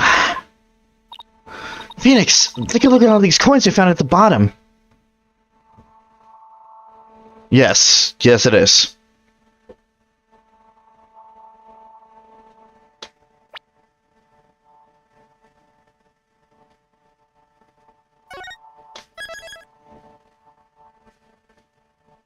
Reclaimed, not reformed. Thanks, Sasha. So, there really were more of them down there, huh? We seem to be finding them all over. I wonder how many there are altogether.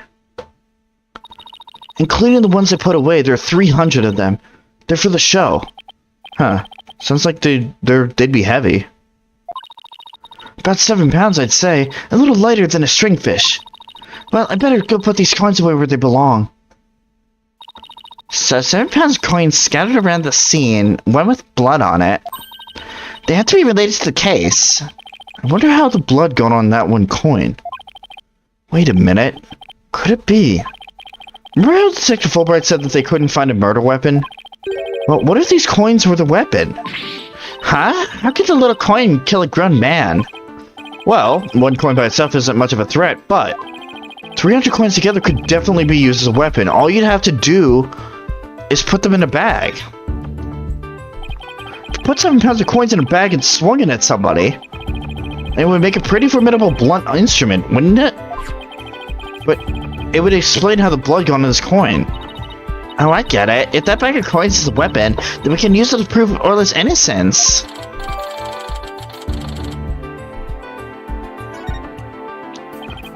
I don't see anything resembling a coin bag around here.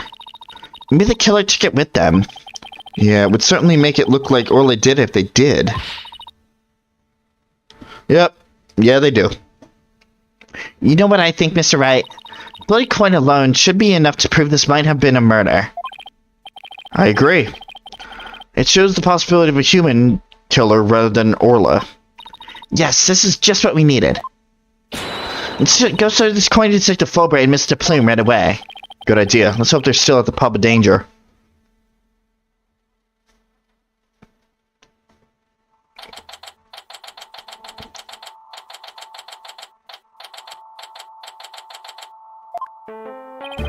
Oh, you're back. Did you find anything?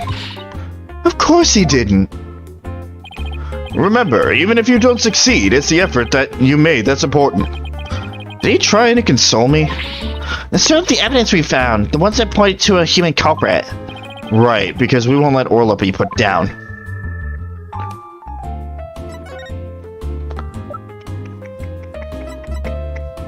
Let me get through this line of things, and then I will stop and refresh you on everything.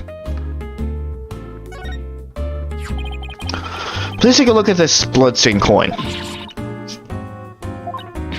Cease and desist at once. What kind of man shows the lady blood?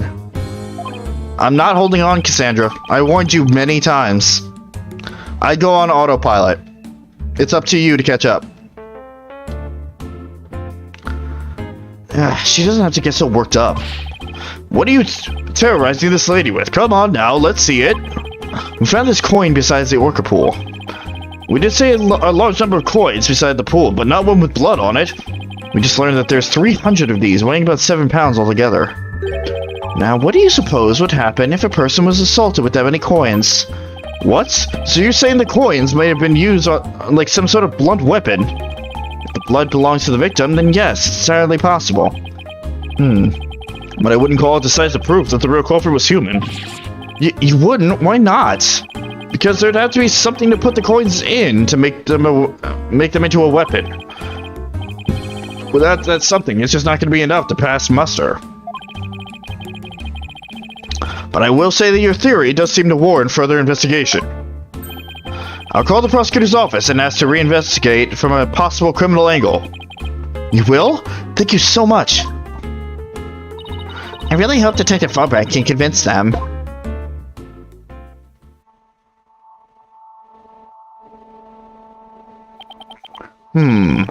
You won't believe the answer I got. Alright, as promised.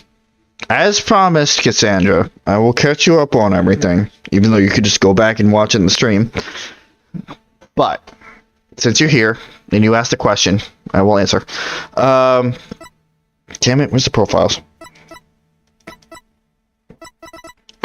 So, we have the murder of Captain Jack Shipley. He was found murdered this morning on the side of the Orla tank, and they have the actual Orla as the main suspect.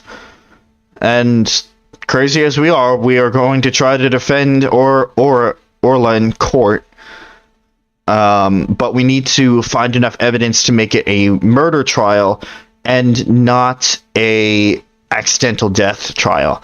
Also, no, this is not the real Detective Fulbright.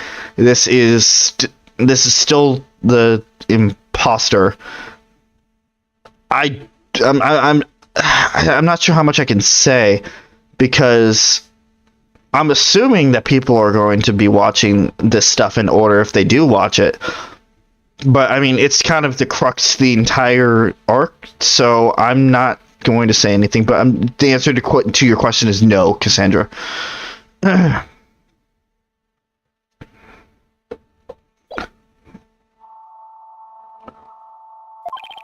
When I explained your passion for this case and the police's investigation, they said that the prosecutor I mentioned earlier would be willing to take this to court. Really? So does that mean a new suspect has emerged? No, I'm afraid not. To be frank, Prosecutor Blackwell said he just wants to prove that Orca's guilt in court. What? It's Prosecutor Blackwell that wants to prosecute Orla? That's fine, Detective. Thanks for arranging this for us. Well, I must say you're taking this rather calmly. Defending Orla in court was my idea from the start, and I'll do whatever it takes to save her. In that case, I'll do whatever I can as well to see that justice is served. Mr. Plume, will you be a witness for the prosecution? A trial for a killer whale? I've never heard of such recklessness before in my life. But I will reveal the truth about this killer whale and I'll write all about it. Sounds like a plan. Now, if you'll just come along with me, we have to prepare for tomorrow, and I still have to arrange for an autopsy. Oh, I look forward to tomorrow. Until then, blue lawyer and yellow fan.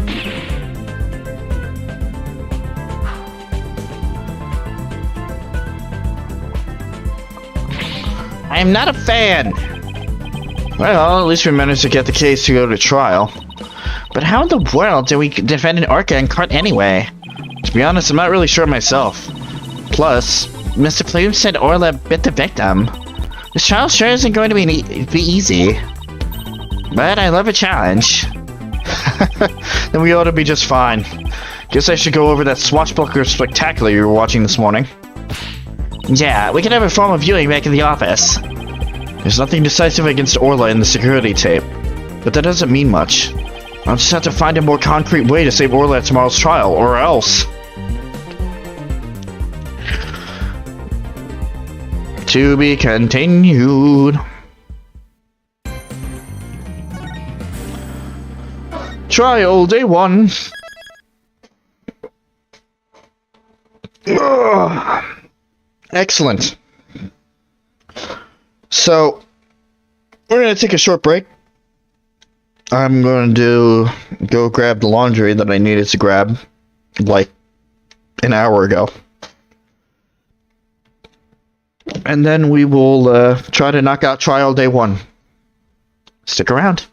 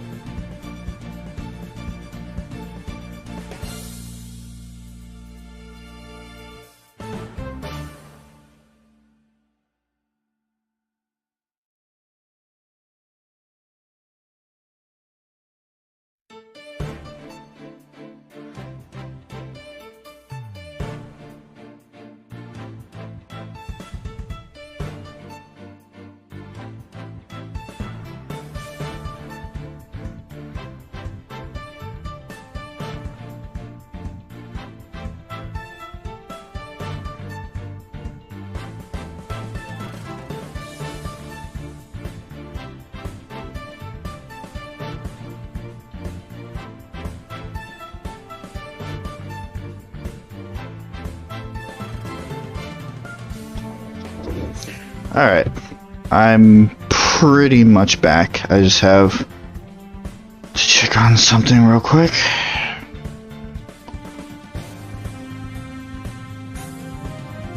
Sorry about the delay. I had to pack up for tomorrow. I'm going to visit my dad again. I mean, not for the obvious reason, but it's also Thanksgiving. I'll be staying there overnight as usual.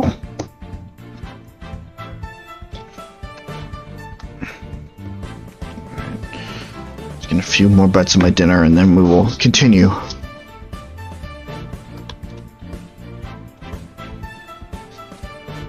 Yeah, what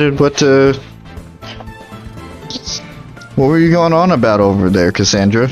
What could you learn from this game?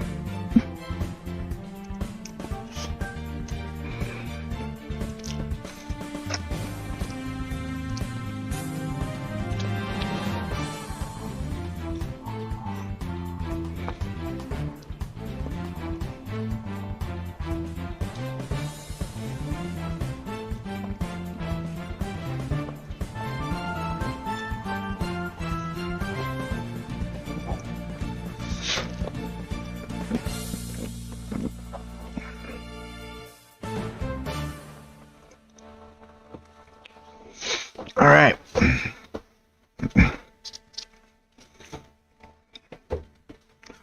Let's do this.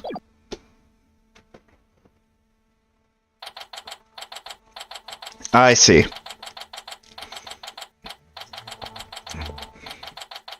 No, you're absolutely right. The more you go through this, the sharper of an eye you'll have, the quicker wit you'll have.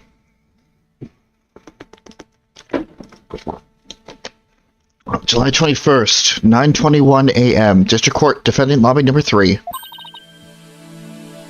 Good morning, Mr. Wright. Good morning. Chipper as ever this morning, I see. I'm just thankful we actually get to have a trial for Orla. As a matter of fact, I just ran a few laps around the courthouse to get extra pumped. And I just splashed my face with some water to get the sleep out of my eyes. I also queued the swashbuckler video so we can watch it any time. That works.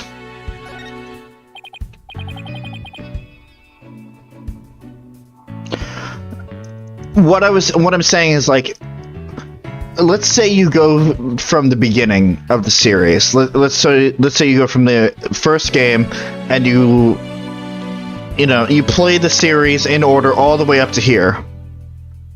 You play the series all the way up to this game. You will, you'll know what to look for. You'll know what's out of place. You'll be able to catch contradictions faster. Stuff like that.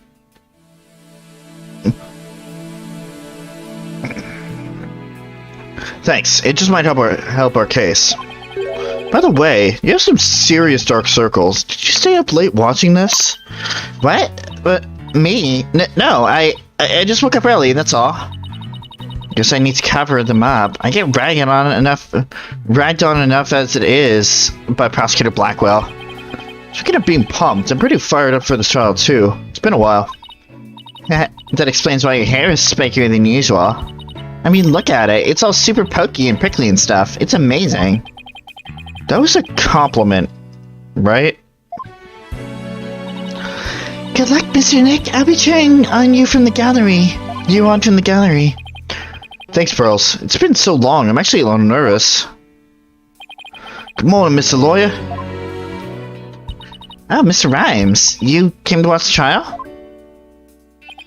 Yeah, Sasha is back at the aquarium with the orca. So I thought I'd better come here to watch for her.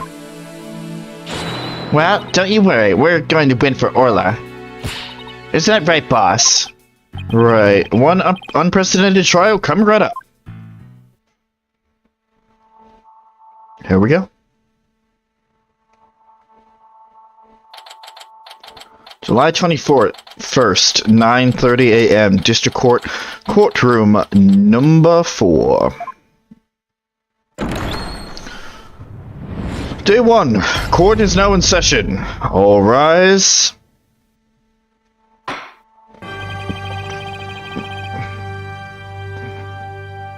Court is now in session for the trial of Horace Shipley. The defense is ready, Your Honor. Must we waste words on this? Prosecutor Simon Blackwell. Known as the Twisted Samurai, he's a prosecutor who's also a convicted felon.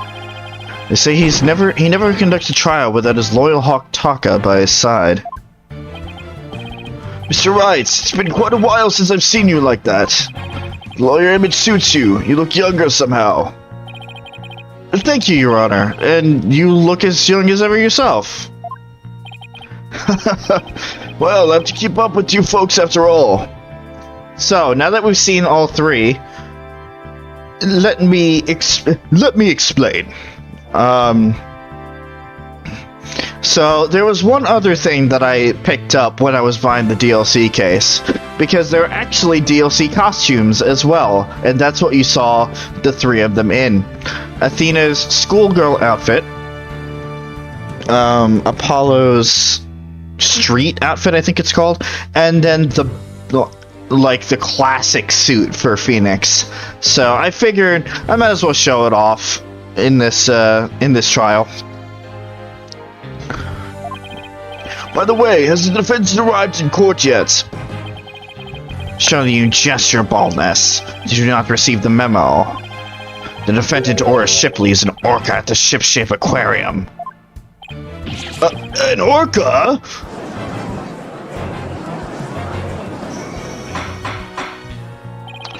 Arrangements for this trial were made only yesterday, so I didn't have time to review. But an orca as a defendant is patently absurd.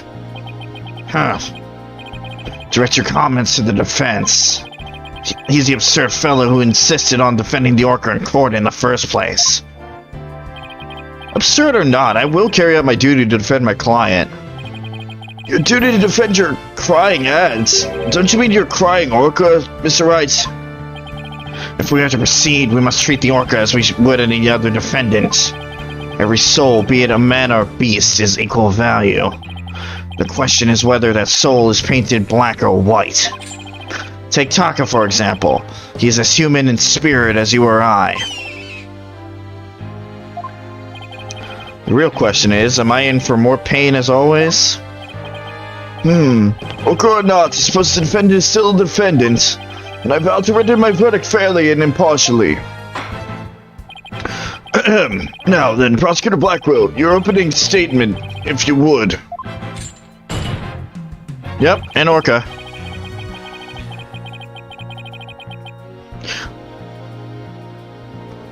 I suppose I can hardly leave it to someone who knew nothing of the defendant. Very well, listen carefully. The orca murdered the owner of the ship-shape aquarium in the aquarium's orca pool. The orca apparently toyed with the victim mercilessly as he died. A sadistic orca, what a chilling thought! Where exactly is this defendant now? Inside this. A cell phone, Prosecutor Blackwell? Time marches on, your baldness, with or without us. I borrowed this TV phone from the aquarium, which allows us to interact with the orca. A TV phone? Very well, the court accepts it into evidence.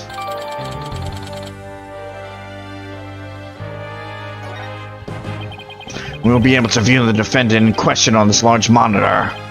Fulbright, prepare for transmission. Ha ha ha! You've got it, Prosecutor Blackwell! That was loud and uncomfortable. We will proceed with the defendant on telecast. So there's the orca that stands accused, is it?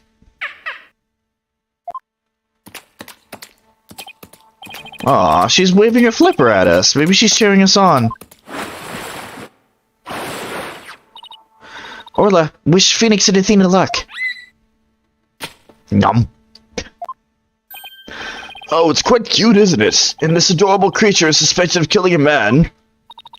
Ellie's really pouring on the charm, huh? She is far from cute. She's a violent, reckless animal. That's right. The name's Bobby Fulbright, and I'll take over the explaining from here. Orla.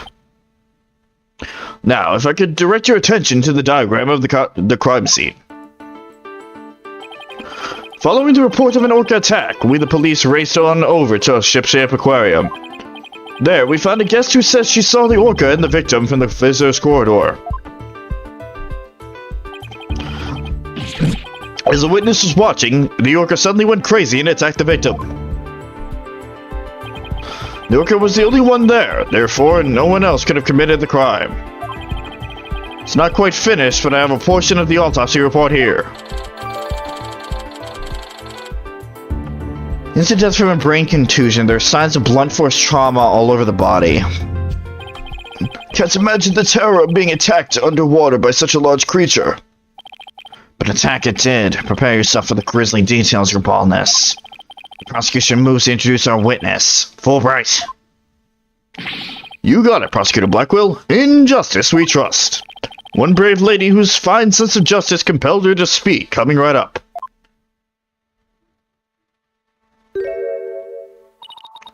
How dare you make me wait? Don't you know I'm a busy woman? I could have written an entire book for all the time I spent in that lobby. Prosecutor Blackwell. Well? I am Norma de Plume, and I'm a non-fiction writer. Am I the only one who isn't telepathic here? Looks like she can read into people's words just as well as I can read into people's hearts. Not everything needs to be a competition, Athena. What? Norma de Plume? The great non-fiction writer, Miss Norma de Plume herself. Read all of your works and enjoyed them immensely. Emilia Seller, The Great Grief of the Great Thief, is one of my favorites. Oh, are you a fan, Your Honor? I could give you my autograph if you like. Wait a second. I could swear you look much different in the photos in your book. Well, I used one from 10 years ago in the book so that paparazzi wouldn't harass me. The judge seems so shocked. The visual disconnect must really be doing a number on His Honor's head. Could we get started, please? If I find you to be lacking as a judge, you will see your debut in my books. Harsh comments. You really must be the real Norma de Plume. We knew Miss de Plume was so famous. Enough jabbering. Tell the court what you saw and keep it brief. I would thank you not to order me around. I am perfectly willing to tell everyone what I witnessed. It was the moment of the murder. Very well then. Please proceed with your testimony.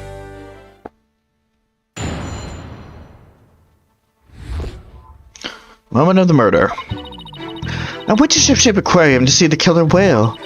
As I was watching the killer whale from the visitor's corridor, it suddenly went crazy. I saw the killer whale bite the victim to death with its huge mouth and deadly teeth. Attempting to remain calm, I reported the incident to the police immediately. The adorable defendant really did all that. Must be much more vicious than it looks. Now deliver your judgment so I may carry out the sentence. Objection! The defense would like to do some defending first, if that's alright. Huh. Must you drag this out with your tomfoolery? Hold it!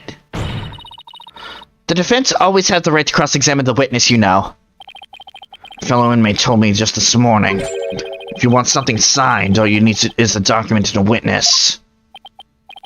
Let me guess. They were convicted for contract fraud, right? All we need in this case is the evidence and a witness to convict. It's as simple as that. Looks like you guessed right. Sorry, but as Miss Sykes said, the defense has every right to cross-examine. Isn't it correct, Your Honor? Yes, of course. You may proceed with your cross-examination, Mr. Wright. I shall relish the sight of you thrashing around in vain.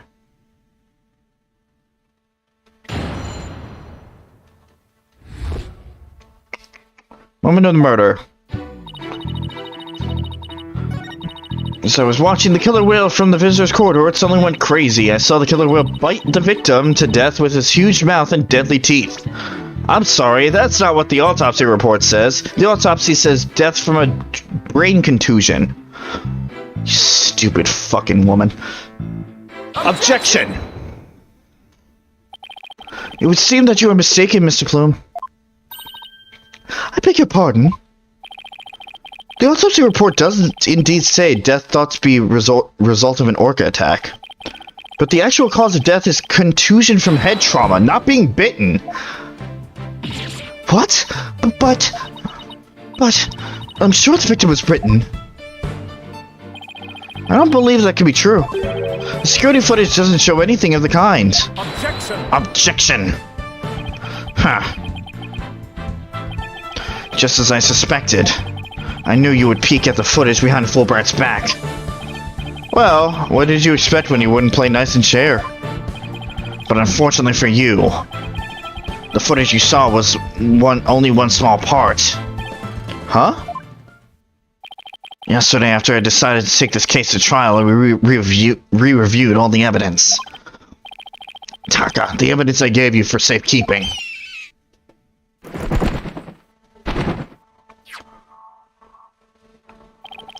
Guess that Hawks is higher up on the pecking order than Fulbright and Blackwell's book. Very well. Let's review the footage. What's this? The orca is biting the victim. No way!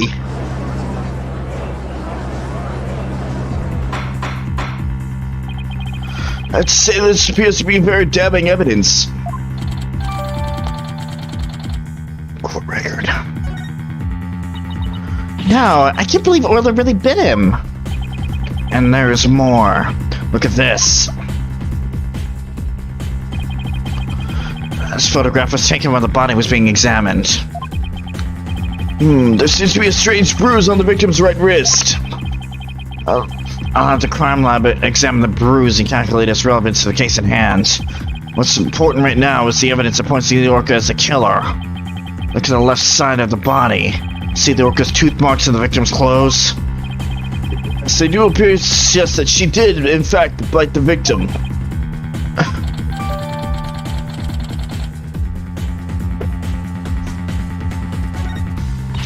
I told you so! And then the killer whale swam up towards the surface with the victim in its mouth. Objection! Objection! However, in the autopsy report, the cause of death is contusion from a head trauma. Objection! Objection! You are much too impetuous, Wright Dono. Impetuous? Granted, the orca biting the victim was not the cause of death. The witness was mistaken about that. Then what explanation is there for what the witness saw? Did I not say in the beginning the orca toyed with the victim mercilessly? My goodness! After killing the victim, the defendant swam around with his dead body in her mouth. Just like any other predator toying with its prey.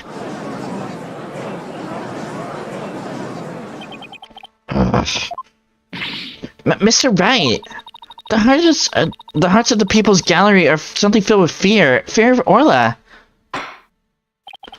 So the defendant bit the victim after she had killed him. But if that's the case, then we must still figure out how the defendant killed the victim. Prosecutor Blackwell, do you have a sound theory to give to this court? I wouldn't be standing here if I couldn't prove whether the orca's heart was black or white. But Orla is black and white. Her body, I mean. Athena, please try not to provoke Prosecutor Blackwell. This witness also observed the actual moment of the murder. Think back, word mistress. Think back to what you observed before the orca bit the victim. I see what you're driving at. So that was the true moment of murder, was it? Now explain it in a way that even these simpletons can understand. There you go again, ordering me around. Stop at this instant. But whatever, I don't mind telling my story. I saw the killer whale before it toyed with the body as well. I saw it at the moment he killed the victim by headbutting him.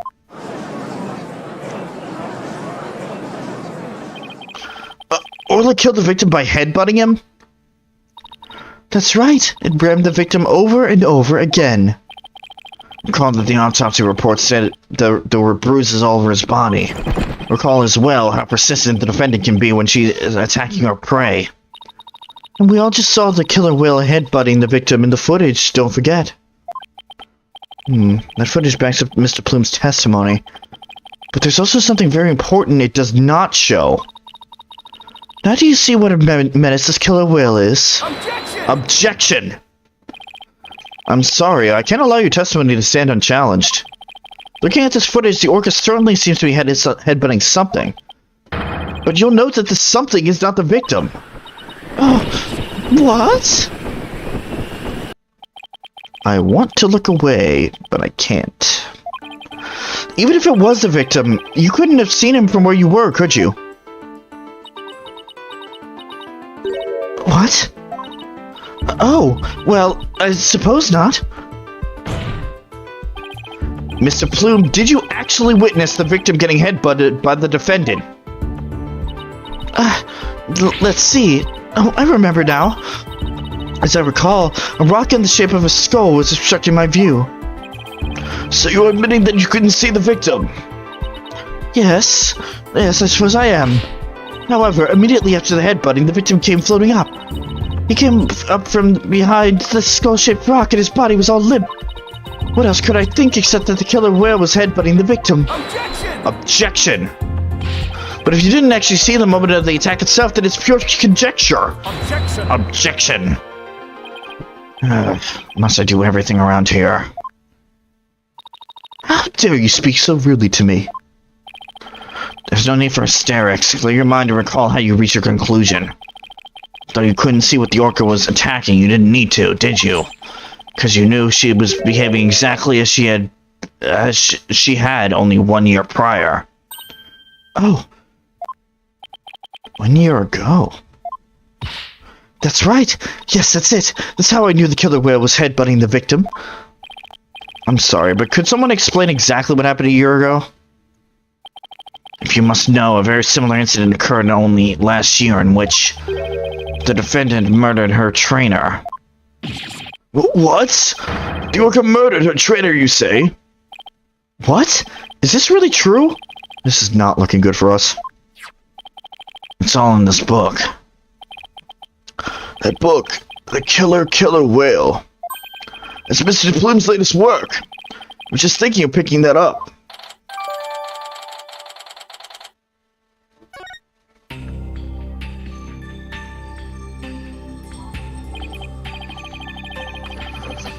Last year, the defendant killed her trainer in the middle of a show. The orca headbutted and bit the victim. The same thing that she's accused of in this case. Listen, I don't know about it either, Cassandra. Now everyone's even more convinced that Orla did it. We're doing so well, but now everyone in the room has been impressed with Orla.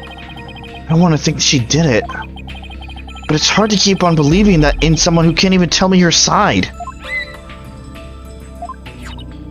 Phoenix, Athena, you gotta believe in Orla. There's no way she killed anybody. You gotta save her, please. I'm begging you. Sasha, what am I doing down in my client like this? This is the time to be strong. I believe in Orla, and I'm ready to fight for our clients. I'll take everybody in this courtroom on if I have to. Don't you worry, Sasha.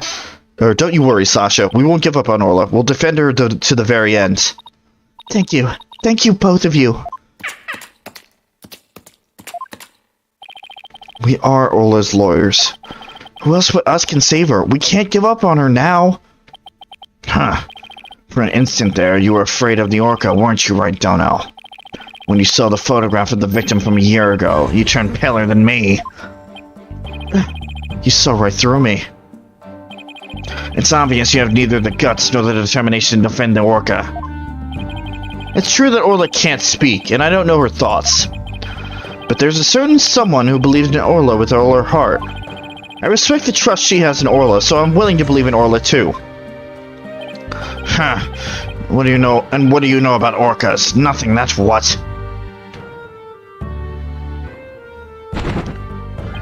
So allow me to fill you in. Do you have any idea why orcas are also called killer whales? Because they are cunning and merciless predators that hunt and kill even the true whales. Yeah, she's adorable. So killer whales are really killers, or terrifying creatures indeed. I can't bear to hear any more of such rubbish as trusting a killer. Can you, your baldness? No matter what you say, I will continue to believe. I don't give up that easily, you know. Dullard, you don't know when to give up, do you? Very well, I shall give you a chance to prove just how determined you are. Witness, spare no quarter and lay the full truth on them. Oh, but of course, that is what I do after all. Prosecutor Blackwell, what will you have the witness testify about? I shall have her testify about what she saw and what she heard. What she heard? Very well, Mr. Plume, please tell the court what you saw and what you heard.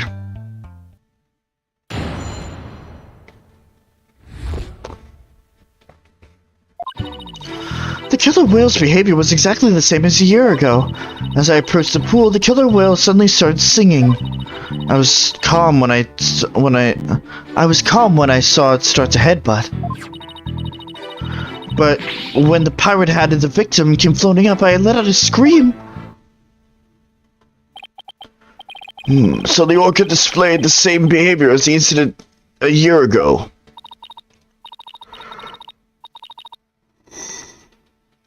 That's right. Those weren't just simple cries, it was singing.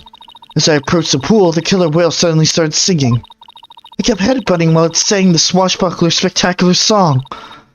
That's right, it was singing the same song it sang in the aquarium stage show back then. It was singing while it was headbutting. It was perfectly horrible. I don't see a single obvious inconsistency in the testimony there. It's clear I won't be able to take apart its statements with evidence alone. Mr. Wright, now would be a good time for me to put my skills to work. It's time to show what analytical psychology can do. You seem pretty confident.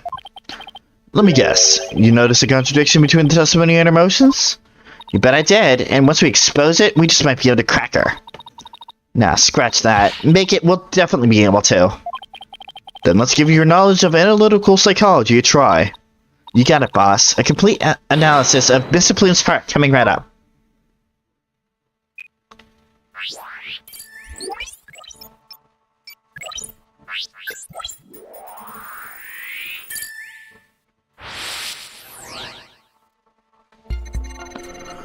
Killer's behavior was exactly the same as a year ago. As I approached the pool, Killer Whale suddenly started singing. I was calm when I saw it start to happen. Really? Okay. Why don't you just serve that to us on a silver platter, why don't you? Got it!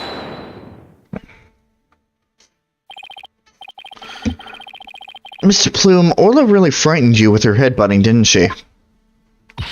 Don't be absurd, I certainly was not frightened by the likes of any killer whale. It must have been something else that scared her then, boss. However, I do remember being very afraid for some reason while it was doing that. Sounds like maybe you saw something we haven't discussed yet. Take your time and try to remember what it was. What did you see? This is practically turning into a counseling session. I saw something. Oh! I remember now. Okay, good. Now if you could please tell the court what you saw. I saw bright red blood. The killer whale's rearing caused the victim to bleed. There was a great cloud of blood. What? Yes, that's it. That's why I was so sure. That's when I knew that killer whale had killed a person for a second time. Well, that was a very compelling statement indeed. Looking at this again, there does appear to be something that could be a cloud of blood. So her terror was a reaction to blood, was it? That would certainly explain what happened yesterday. take a look at this bloodstained coin. Yeah. She's afraid of the blood. I got it.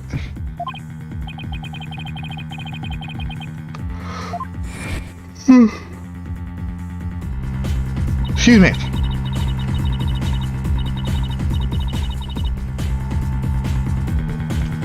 I was badly injured due to an interview once. Ever since then, I've been terrified of blood. The very sight of it dreadfully upsets my delicate sensibilities. This is a bad turn. Mr. Plume saw blood. Does that mean Orla really did attack the victim?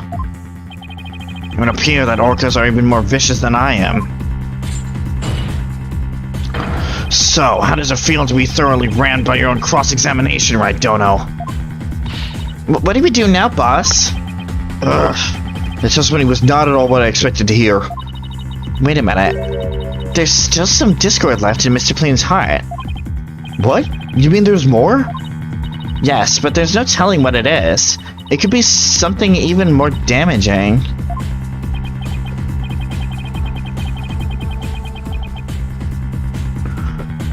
Is there even anything left of our case to damage? Well, whatever it is, we have to face it head on. Athena, you believe in Orla, right? If so, there's no reason for us to shy away from the truth. Yeah, you're right. I know we can handle the truth, whatever it is, so let's delve in a little deeper. You got it, boss.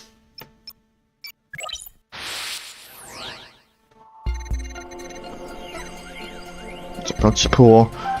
Singing. After it started headbutting, I saw that awful blood and was terrified.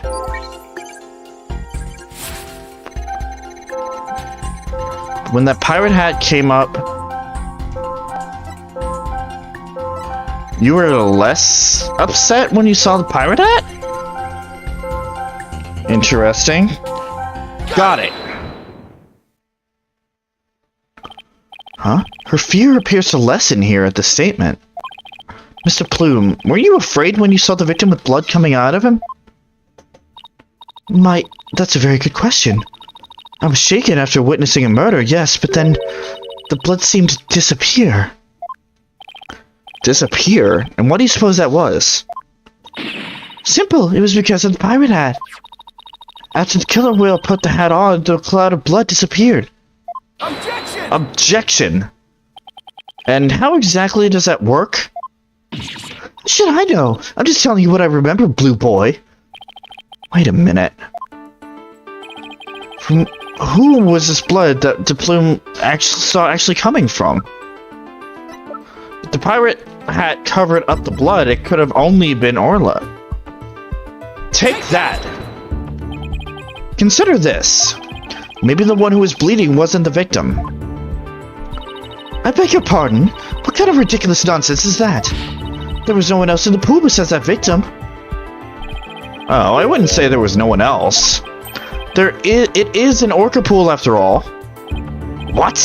Where is this alleged injury on the defendant? I'm not sure, but if simply wearing the pirate hat made the blood disappear, then the blood must have been coming from somewhere on Orla's head. What? The orca's head! What are you prattling on about now? Please think about it again, Mr. Plume. Think back to what you really saw. That is... The one who was bleeding was not the victim, but the killer whale? I remember now. There wasn't any blood coming from the victim after all.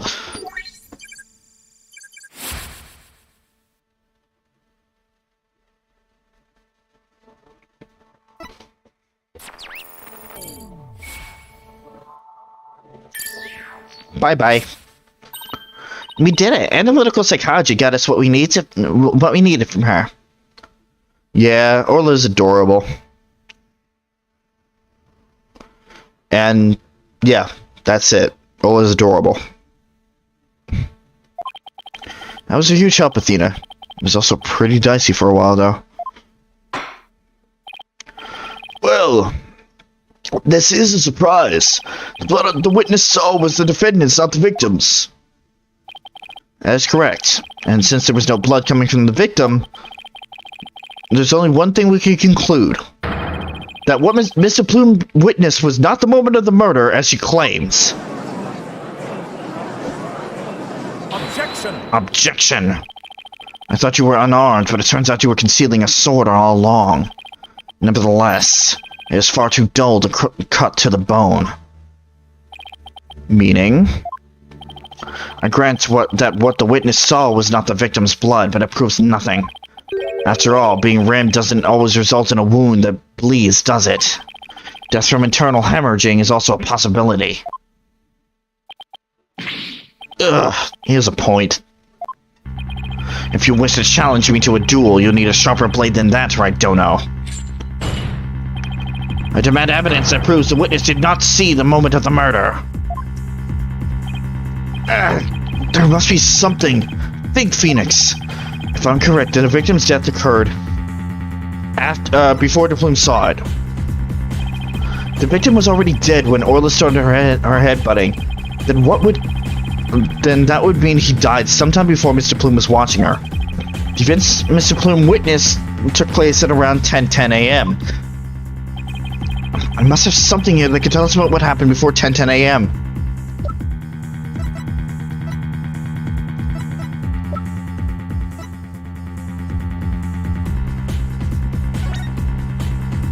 Aha.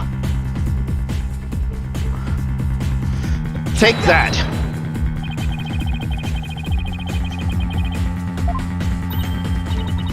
Maybe not. Alright.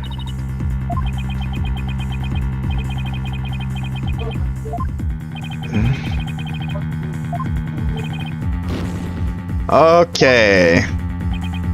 Ouch. I guess we can be unsure.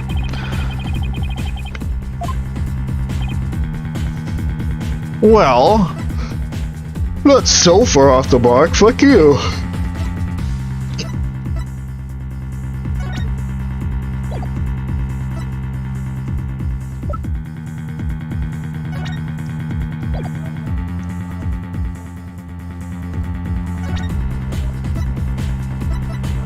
Wait. Maybe. Take that!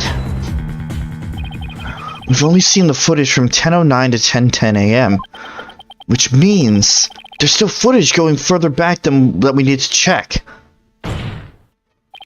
Your Honor, I request that all of the security footage be played for the court. All the footage! Mr. Plume witnessed the cloud of blood at around 10:10 a.m., but I believe the victim was already dead by that time. So your assertion is that the murder took place before Mr. Plume arrived? Exactly. The security camera footage starts at 10 a.m. when the aquarium opened. And I believe there's vital evidence of the 10 minutes before. Huh. You are quite the gambling man, right, Dono? Are you honestly willing to risk everything on those mere 10 minutes? I've bet on slimmer chances before, but when he puts it that way... Hold it! My boss is no coward, Prosecutor Blackwell, so I suggest you try to get ready to eat humble pie. Uh-oh, I can't back down now. Well, if the defense is that confident in its importance, Prosecutor Blackwell, the security footage. Fulbright. Roger, I have the rest of the security footage right here.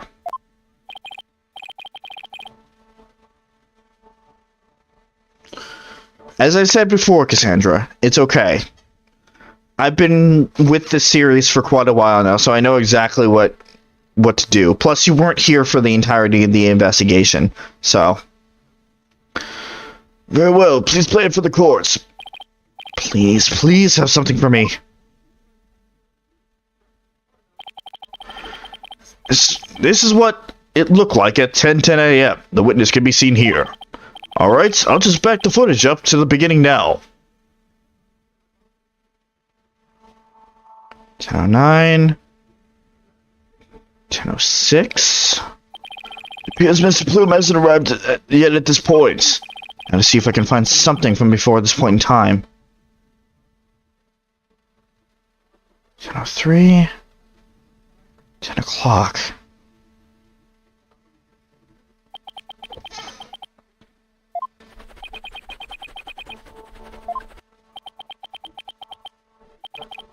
Is that it?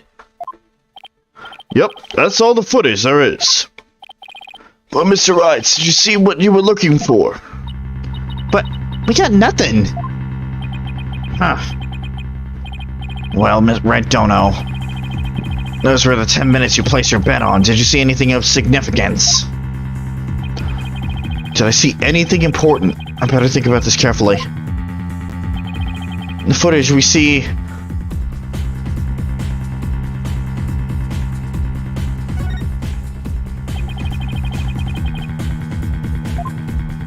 Oh, God. No! There was another thing! Fuck off!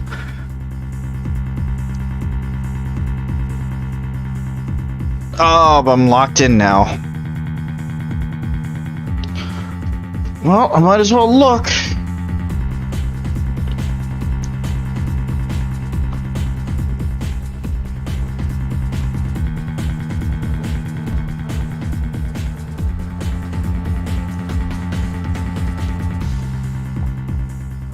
Take that! Nope.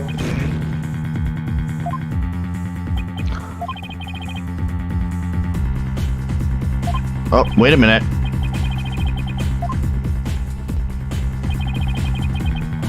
We see nothing important. We can see nothing of importance in that footage. Huh, just as I thought. Ha ha ha, you're right about that. That section was completely meaningless. It doesn't show a thing. That's why it didn't. I didn't submit it as evidence. Objection! Objection.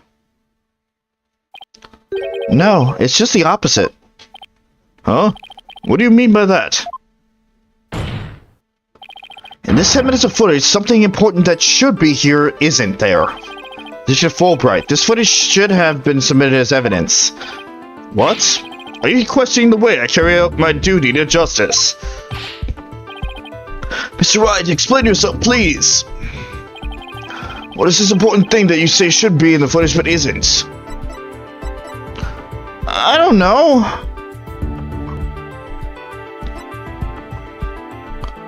Fish?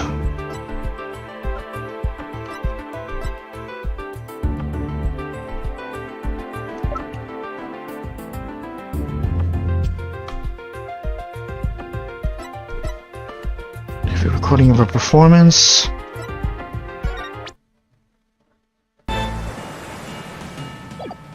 No.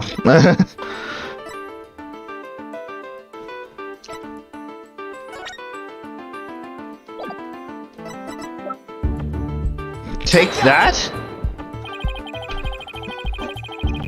Okay. Nope.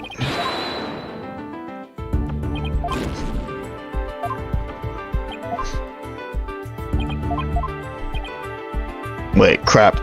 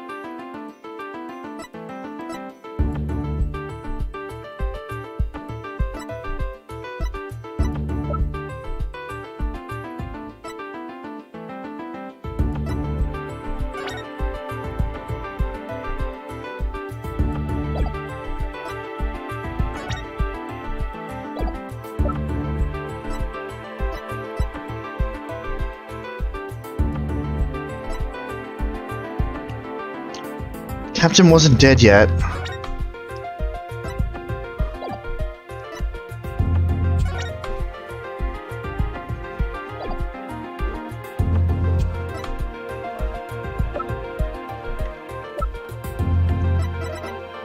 Yeah, no shit. Take that! Nope.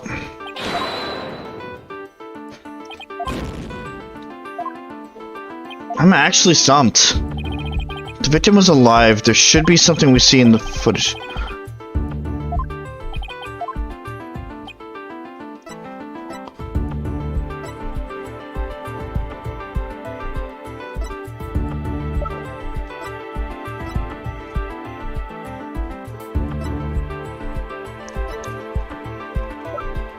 Not the coins.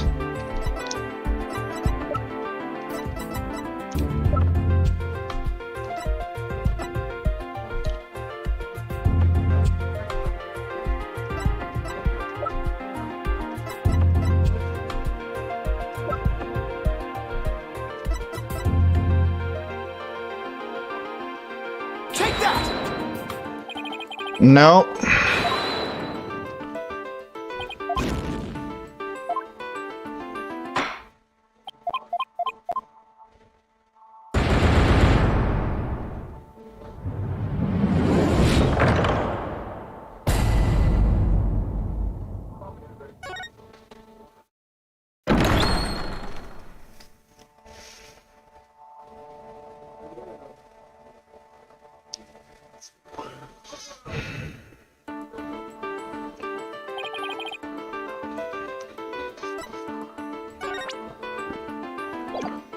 Not that. It's not that.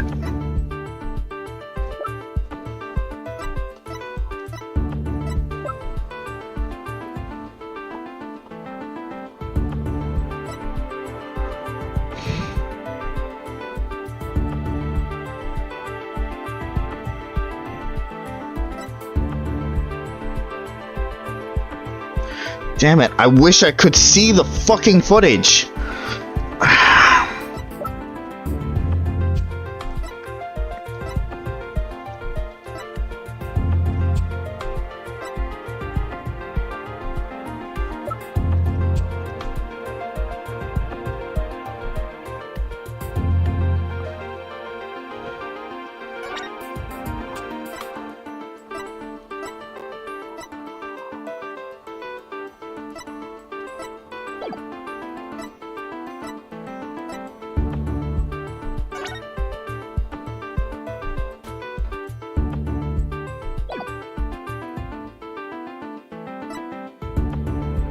Take that! No.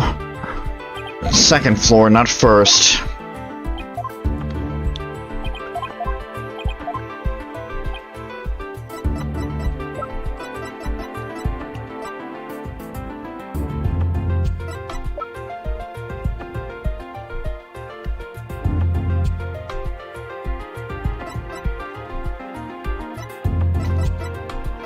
I'm gonna start just spamming things.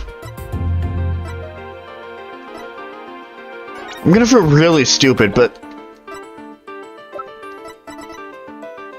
it's not the whistle.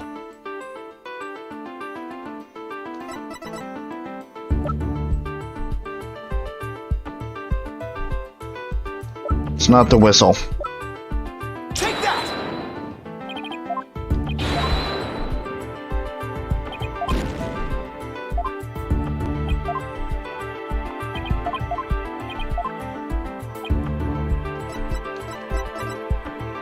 Take that!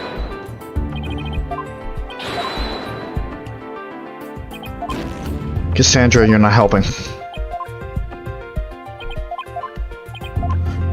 You know as little as I do. Take that!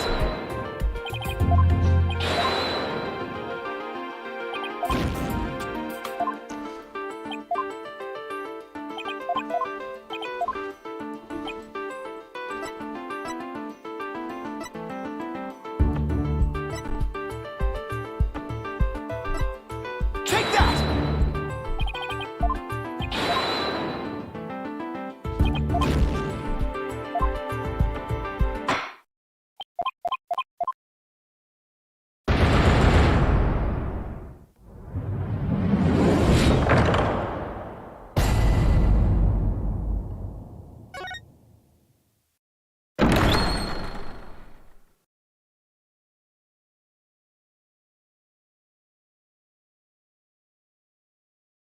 Give me something really it's gonna be something really simple and really fucking stupid. It's not the walkie-talkie, it's not. We're just saying random items.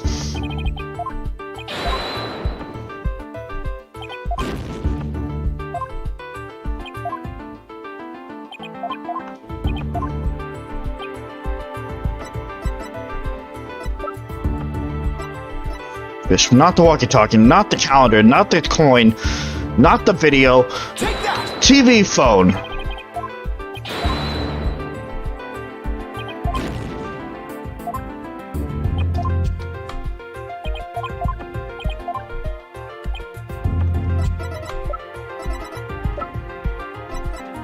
Take that!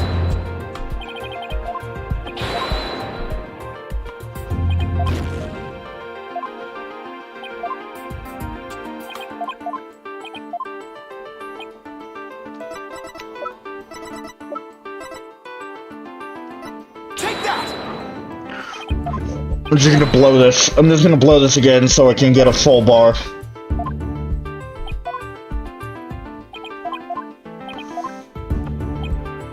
Take that!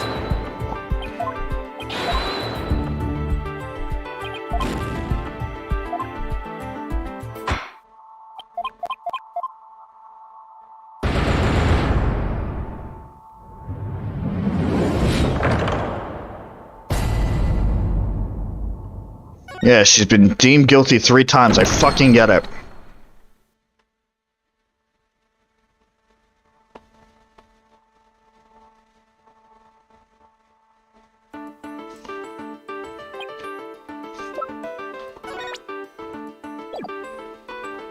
The case from last year.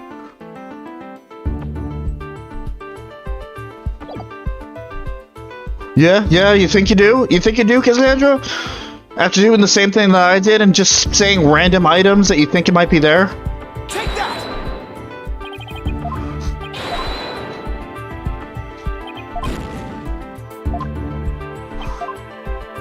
I don't care. I don't even care if it's unprofessional to be snapping at this point. This is fucking stupid. What didn't I try? Take that!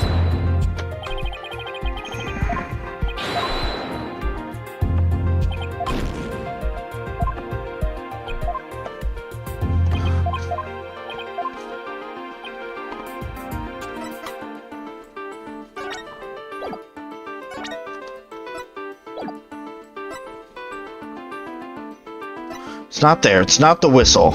It's not the security footage. It's not the fish. It's not the walkie-talkie. It's not the calendar. It's not the coin. It's not the video. It's not the phone. It's not the autopsy report. Please do not tell me I am fucking... Okay. Alright. Fine.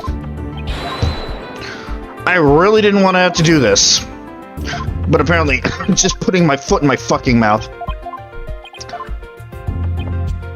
Take that! Let me start off with a new bar. And I'm just gonna look it up.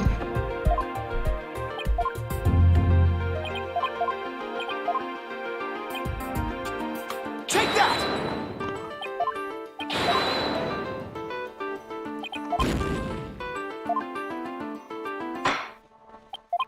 And I'm gonna be really fucking annoyed because it's gonna be so fucking obvious.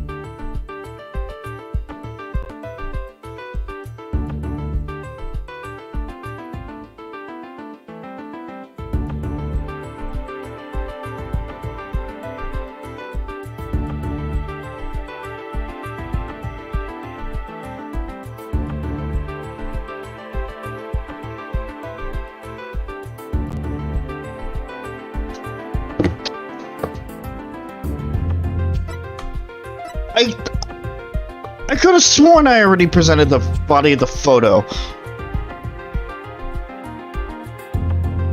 Are you fucking kidding me? Take that! Take that!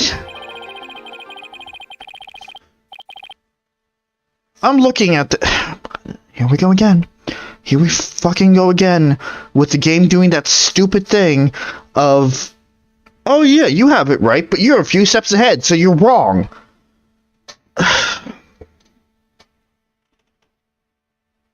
I could have sworn I already presented the photo of the body. Okay. The important thing we should see in the footage is the victim himself, Jack Shipley. I don't know about you, but I didn't see him get in the pool in that footage. Oh! Ah, that's right. If the victim is not shown entering the pool in this footage, it means that he must have been there by the skull rock during those 10 minutes. But no human being can hold their breath underwater for that long. Wait a minute. Are you saying... When the security cameras started up at 10 a.m., the victim was already dead. What?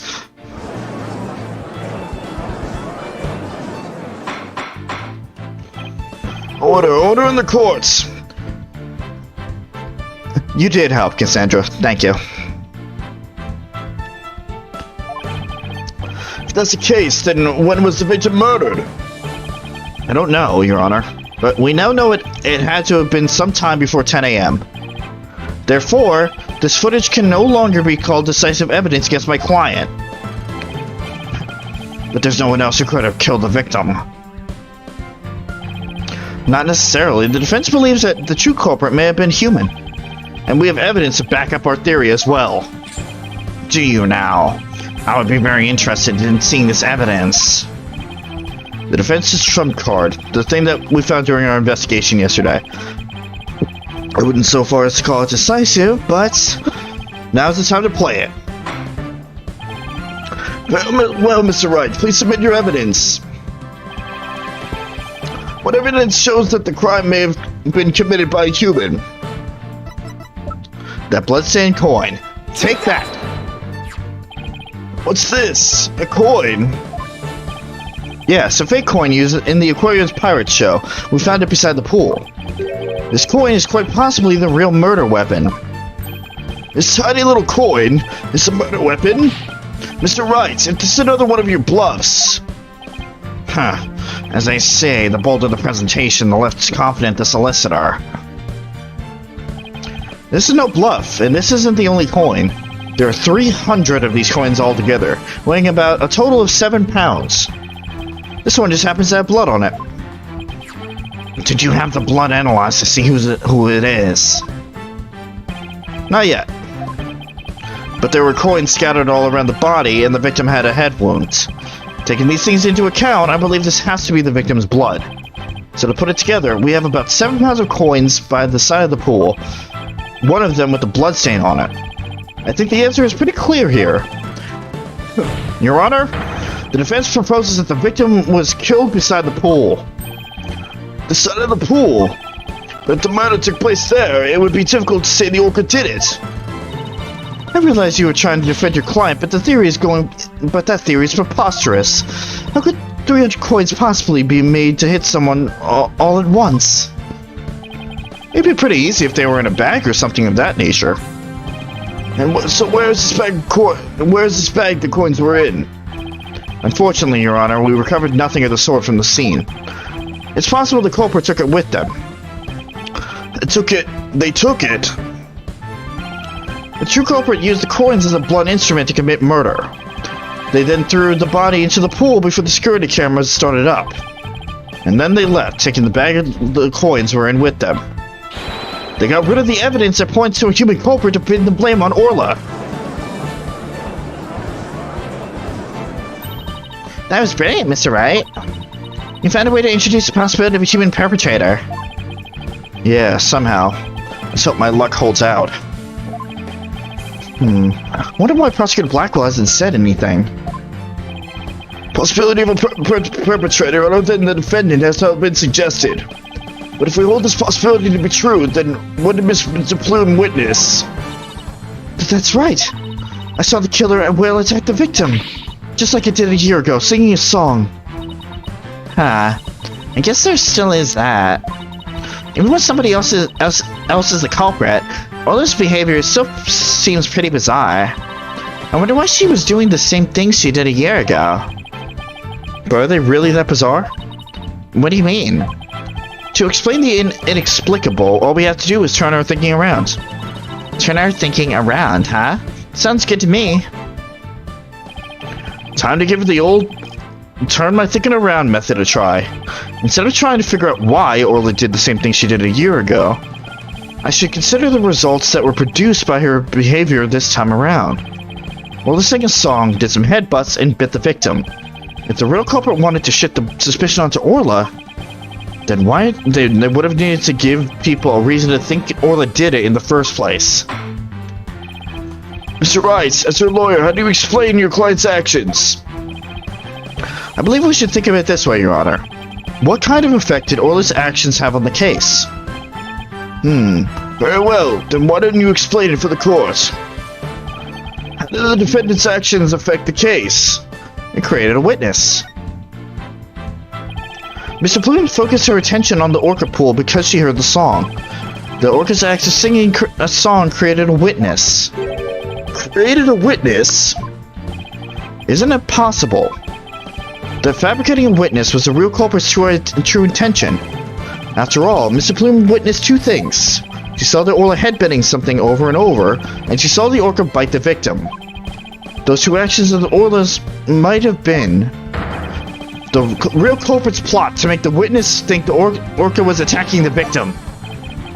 Are you saying the defendant was being manipulated by the true perpetrator? Exactly, and that would explain Orla's actions perfectly. But the defendant is an orca. Is it even possible to manipulate her? Yes, there's a way to manipulate Orla's behavior with this. Take that! Is this a whistle? Yes, Your Honor. Trainers of the aquarium use whistles to issue commands to Orla. But in truth, anyone can do it, providing they know the right signals. Ah, that must be how they get Orla to do tricks for their pirate shows. The true culprit hid the body in a spot that couldn't be seen from the visitor's corridor. Then, when Mr. Plume appeared, they gave Orla the commands. In other words, Orla was manipulated by the culprit to perform a series of tricks. What? And, as for you, Mr. Plume, you were manipulated by the true culprit to play the part of the witness.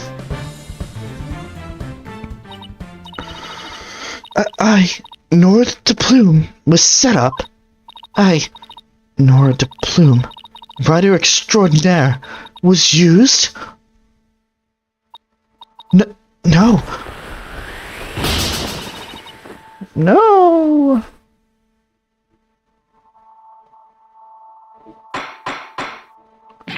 Mr. Plume, please do something about your attire. That was one wardrobe malfunction I did not want to see. It would appear we need to shift our suspicion towards someone else other than Orla. Prosecutor Blackwell, please have the bloodstained coin analyzed. You waste your breath. I guess even Prosecutor Blackwell can't refute the possibility of a human suspect. You did it, boss. If the crime happened beside the pool, there's no way an orca could have done it. Now, if only we could find the bag the coins were in. After the new discovery, it would appear that the orca couldn't have done it. Exactly, Your Honor. If the blood on the coin proves to be that of the victim, we can unequivocally overturn Orla's accusation. Objection! Overturn the defendant's accusation. I think not. My hair! My beautiful hair! Yesterday, a new inmate was brought into the prison. He said the moment you relax is when you're most vulnerable. And what did this man go in for? He's merely a sneaky thief who enjoys a spot of fishing now and then. But Wright Dono here would be easier to hook than any fish.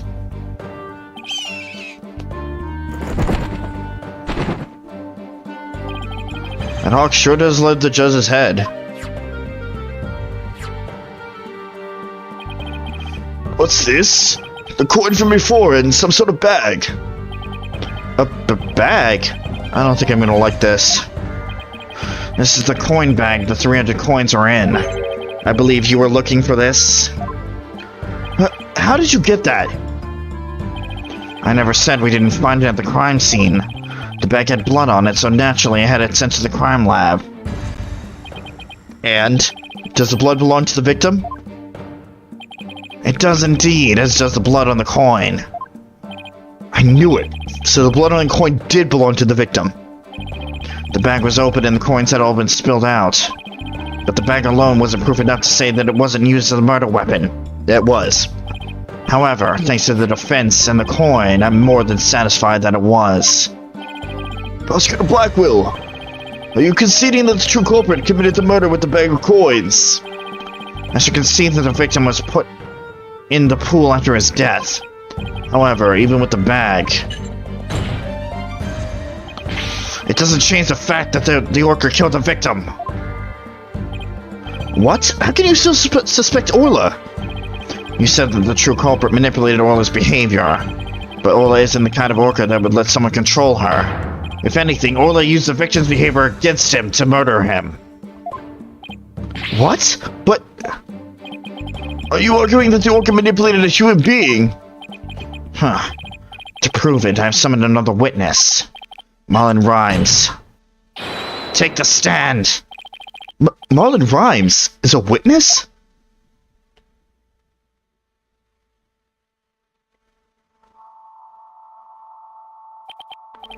Well, don't just stand there. State your name.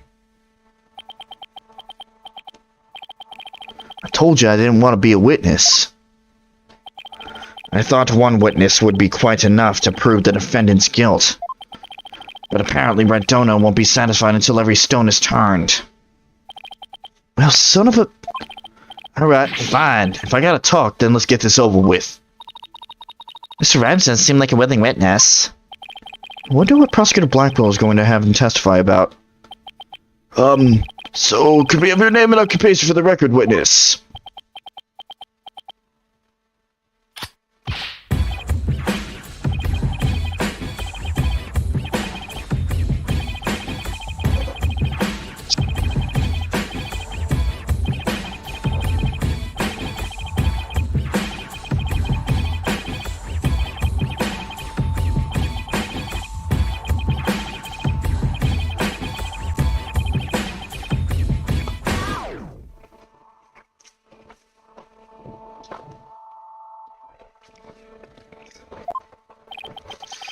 Oh my, I'm afraid I couldn't understand a word you said.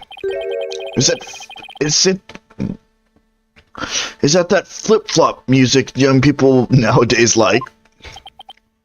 So close, Your Honor. So close. And yet so far. Please proceed with your testimony, witness, without the flip-flop. Okay, fine. But I don't want to do this, I tell you. I feel like I'm selling Sasha out.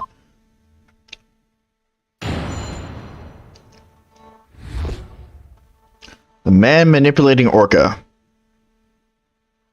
You worried about me? Why? About 10:10 a.m. I was in the staff room. I heard a loud noise from the pool room. I went to the door to look in. I couldn't see the captain or the Orca, but I saw a bunch of coins scattered around. The Orca knows there's a certain spot people stand to play volleyball with. I think maybe she knocked down the stuff that was piling up there and hit the captain. So that gives us a little more info about the area around the Orca pool. It doesn't happen often, but it happens. And I get frustrated all the same.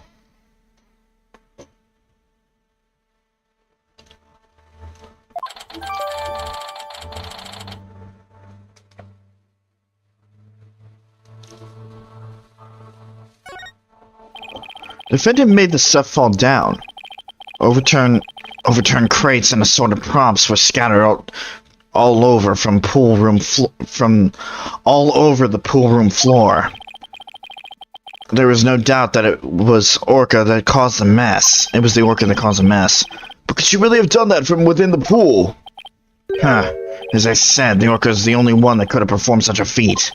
The pool and its room were tidied the night before, including its various odds and ends. But when our rhyming Marlin checked on the scene, over 400 pounds of props had fallen.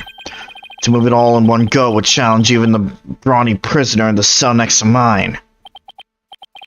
What is he? The jail gossip? So, how did 400 pounds of items fall at all at once? I'll tell you how. The Orca pulled on the cloth that was underneath them. A weight that would be all impossible for a human to move. It was child's play to an Orca. During a friendly game of volleyball, the defendant made the crates fall, and the bag of coins was among them, the items that fell on the victim's head and killed him. The Orca then toyed with the victim's body underwater, which is what Mr. Plume saw. Objection! Objection! But the witness only said he heard a loud noise. That doesn't automatically make it the sound of Orla making the items fall. Also, why did you only look in on the pool room anyway, Mr. Rhymes? That Orca sometimes makes a loud noise to summon a trainer. But I'm still a newbie, so I don't have a security card to get in the pool room yet. So even if she tries to summon somebody, there isn't much I could do about it. I see, so the witness couldn't enter the crime scene. Objection! Objection! If Mr. Rhymes couldn't enter the room, there's at least one thing he can't be sure about. His statement that the Orca was playing volleyball is pure speculation. Silence! Silence! Whether the Orca was actually playing volleyball or not is not the issue.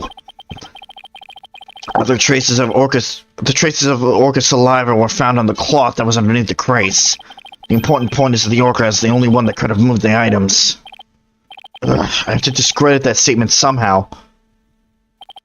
If I don't, it means that Orca was the culprit, even if the victim died beside the pool.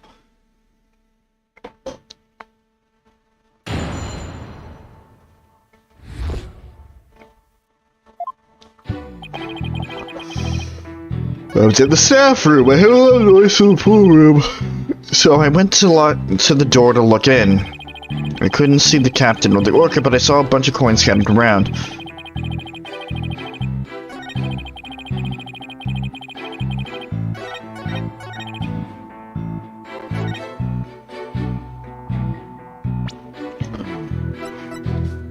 Do I have evidence for that right now, though?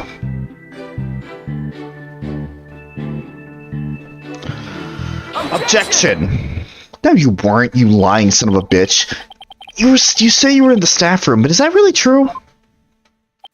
Of course it was. Why would I lie about a thing like that? Mr. Rhymes, have you ever seen this calendar before? Hey, that's... I see, you recognize it. Yeah, that's the rifle calendar. It's a big hit at the Ship Shape Aquarium gift shop. Thank you for shopping at Ship Shape. Mr. Rhymes, please refrain from scattering fish around the witness stand. Not to worry, your baldness. Taka will have them cleaned up in no time. I guess that bird comes in handy now and then. Alright, Mr. Rice, we have all seen your cute souvenir. Now, if you wouldn't mind... no, Your Honor, this isn't my calendar. It was originally the witness's, but it came into the possession of a certain young lady. What? Mr. Rhymes and this young lady first met each other in the food prep room. After a mishap, the calendars got switched around. They ran into each other at about 10:10 a.m. in the food prep room, so clearly the witness was not in the staff room. In other words, there's no way he could have heard the noise from the pool room upstairs. Ow! What's this? This is the first I'm hearing about any calendar. That's because Mr. Rhymes and Pearls were keeping it a secret. You lied to me? This transgression will not go unpunished. So, Mr. Rhymes, you didn't hear the noise of the equipment falling after all, did you? Okay, I admit it. I didn't hear the noise in the Orca pool room myself. But somebody told me about it. Who told you about it? It was, Unless you tell the truth, Mr. Rhymes, I can't save Orla. And I'm sure you know how sad that would make Miss Buckler.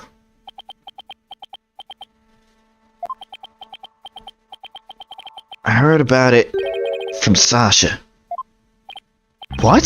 From Miss Buckler? But that doesn't make any sense. What is going on here? Now it's the trainer's own words that drive the orca into a corner. How do you like being bitten by your own client, Mr.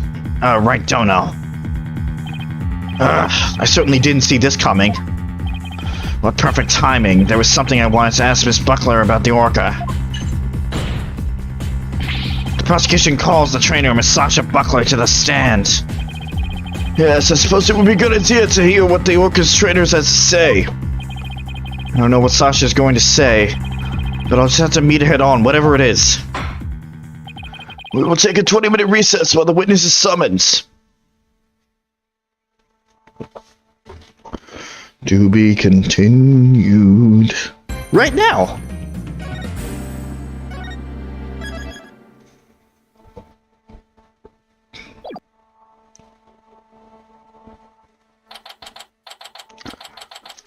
July 21st, 10:39 a.m. District Court, Defendant Lobby Number 3.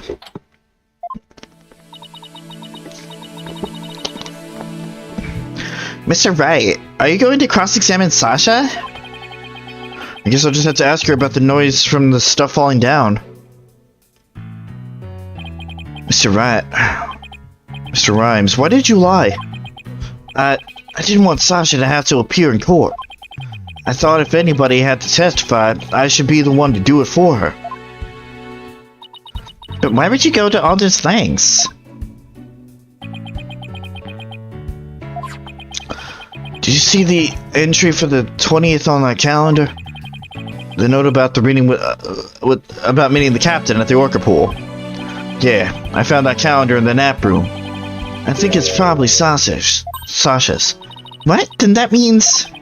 I guess it does look more of a woman's calendar than a man's.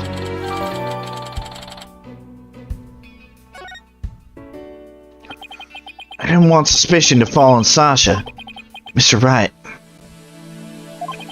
I gotta go back to the aquarium to look after the orca in Sasha's place.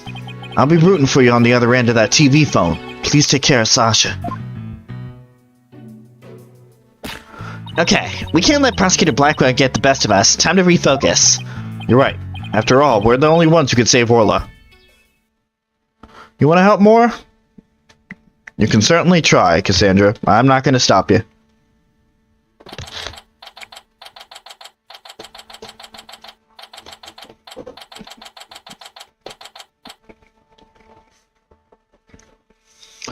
July 21st, 11:02 a.m.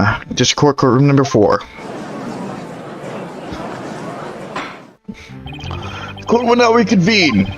Prosecutor Blackwell, please call the witness to the stand.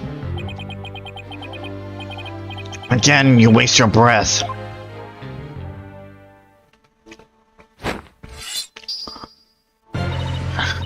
Me name be Sasha, and I be one of Captain Orla's swashbucklers. I came to rescue me bucko from the false charges placed on her by dread pirate No Stash. No Stash? I guess No Stash refers to Prosecutor Blackwell this time. Well, it can't be the judge. He has a mustache and full beard. Now then, Captain Judge, shall we begin the pirate court? Captain Judge? I rather like that. Makes me feel like a salty old sea dog. And scene. How was that for a self-intro? The court is not a show. State your full name and occupation. I'm Sasha Buckler. I work at Shipshape Aquarium. I perform in a swashbuckling spectacular pirate show alongside Orla as a trainer. Well, you seem like a completely different person now. You really think so? Thanks. I was in the pirate show persona just then. Prosecutor Blackwell said I could introduce myself any way I like. I bet money he didn't think you were going to do it like that. And what would those witnesses testify about? The orca manipulated the victim into playing volleyball and then knocked the items down. The witness will report about hearing the noise that caused the victim's death. Now wait just a minute. Sure, Orla uses the ball to break props sometimes. She even spiked the ball at the giant octopus's leg yesterday when I was cleaning. So Orla was the one who broke that leg, huh? But she couldn't have knocked down that huge stack of equipment with her little ball. Huh, I thought you were paying attention to the trial over the telecast. But you apparently know nothing of what we've been discussing. Orla knocked down the equipment by pulling a cloth that was underneath it. No one said anything about the orca knocking it down with a ball. What? What is that? What we were talking about? I came here to give Prosecutor Nostache a good heel hauling. But I'm the one getting cat o' nine tails. Oh, he's as vicious as a tiger shark. Miss Buckler, just focus on your testimony and you'll be alright. Don't worry, we'll take care of that tiger shark for you.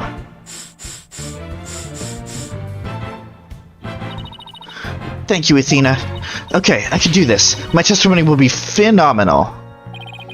Alright, Miss Buckler, please proceed with your testimony.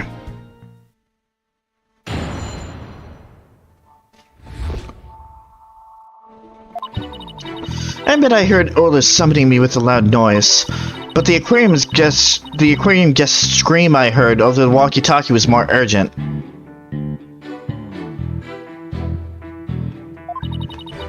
I talked to Normal de Plume first and went to the pool room with the security guard.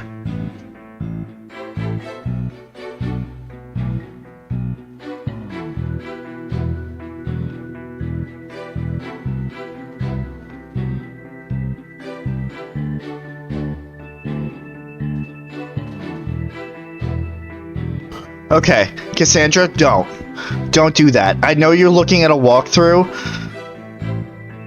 but that's cheating. That's actually cheating. I do want to try to do this myself. I use the walkthrough as a last resort only.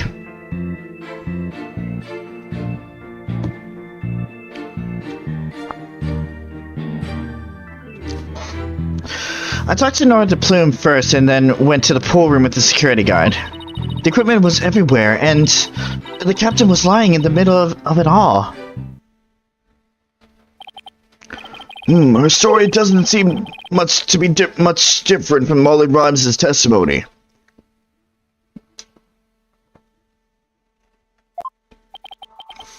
Or does it? The circumstances are different. The actual order of Orla's actions depends on the order the witness heard the two noises. It's okay, Cassandra. I should have been more specific. That one's on me. I use a walkthrough as a last resort when I'm super stumped, but I do want to try to give it my all before having to resort to that. She heard the scream first. The prosecution's claims don't add up. Objection! Huh. Unfortunately for you, she doesn't remember the order of what she heard. She doesn't... I was distracted at the time, so I really don't recall which one I heard first. I was lost in thought until the guard brought me back to myself. Sorry I'm no help. As long as the order remains unclear, I shall not alter the prosecution's claims. After killing the victim with the bag of coins, the orca toyed with the body in the water. I should turn things around here somehow. Unless I could prove the sound Sasha heard was not the sound of the victim's murder. Right, Cassandra. Blackwell's claim that Orla pulled down the equipment to kill the victim will stand. If I want to save Orla, I have to find a contradiction, no matter how small. Very well, your cross-examination, please, Mr. Wright.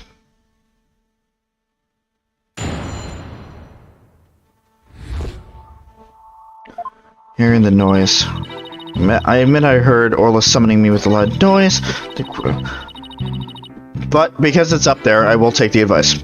I went to Plume first and went to the pool. Equipment was everywhere and the captain was lying in the middle of it all. Hold it! What do you recall about the scene exactly? I don't remember much, to be honest. I was in total shock from seeing the captain like that. If you ask me something specific, I might be able to remember it, though.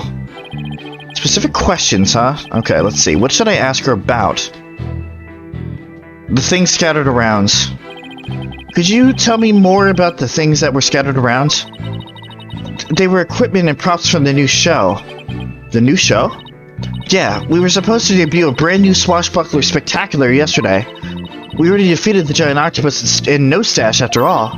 We were going to have a new nemesis, Red Stash. He's on the flyer.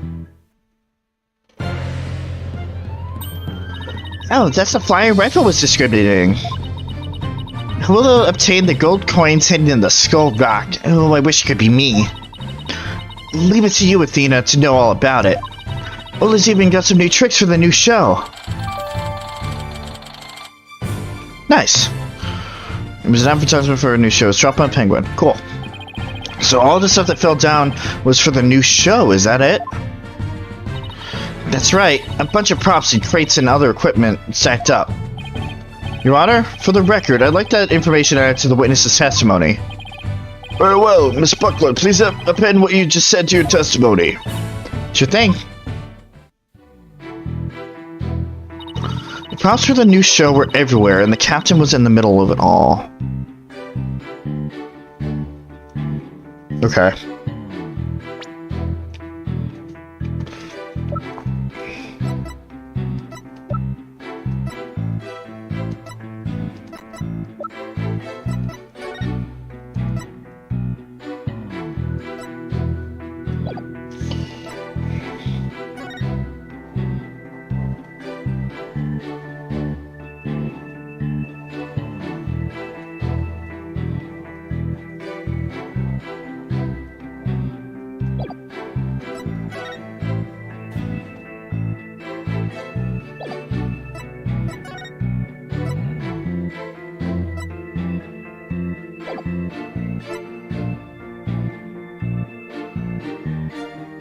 Objection! No. Okay.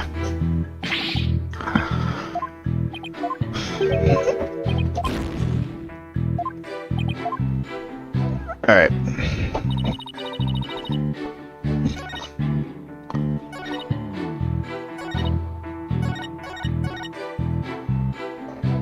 Hold it.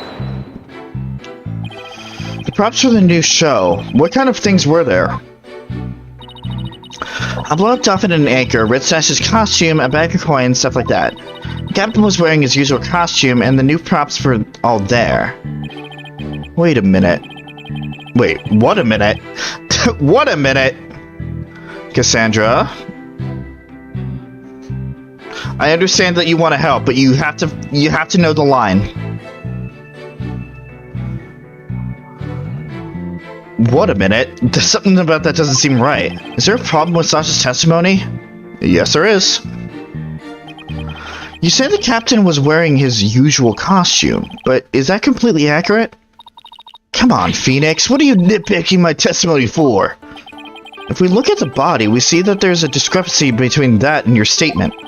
You stated that the victim was wearing his usual costume, but you noticed the victim was wearing a red scarf around his neck. I imagine this red scarf is part of his costume for the new pirate show. Oh, you're right. It's written right here in the flyer for the new show. Featuring the dashing Red Stash with the fluttering red scarf. I have to say, it looks just like it just looks like a red scarf was added to his old costume. Yeah, well, the captain was never one to spend much money on costumes. But, you know, the captain wasn't wearing that red scarf. But in this photo, I believe I see a red scarf. Yeah, but it's not wrapped around his neck. It's just draped on top of his neck. The red scarf was packed away with the rest of the new show's equipment. It must have fallen on top of the captain when the equipment fell down. Oh, I see.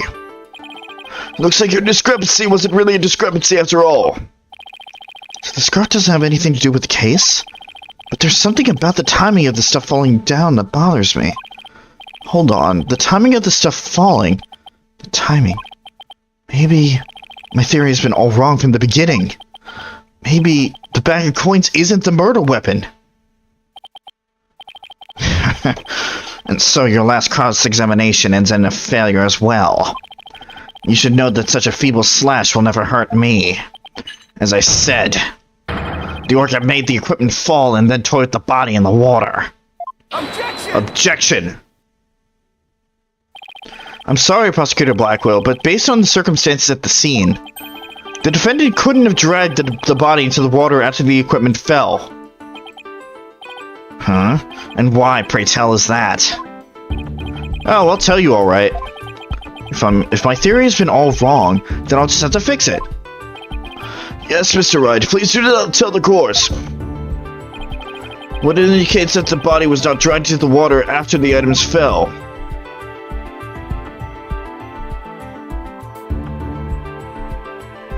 That would be the scarf, right?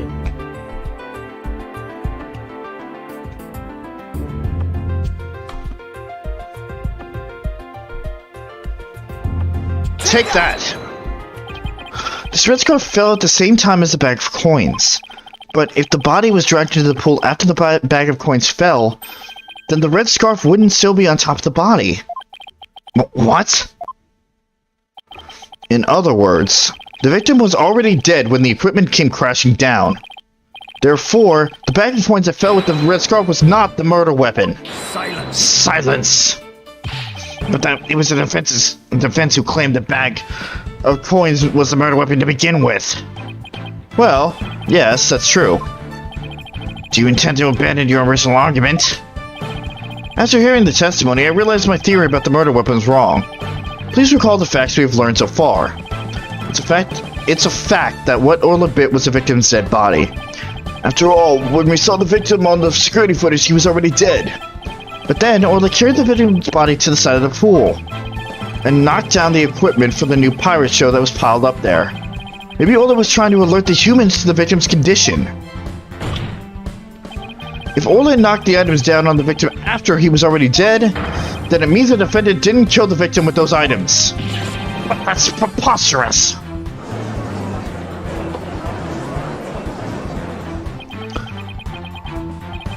Even still, your argument is lacking. If neither the orca's headbutting nor the bag of coins were the matter of death, then how do you propose the victim was killed?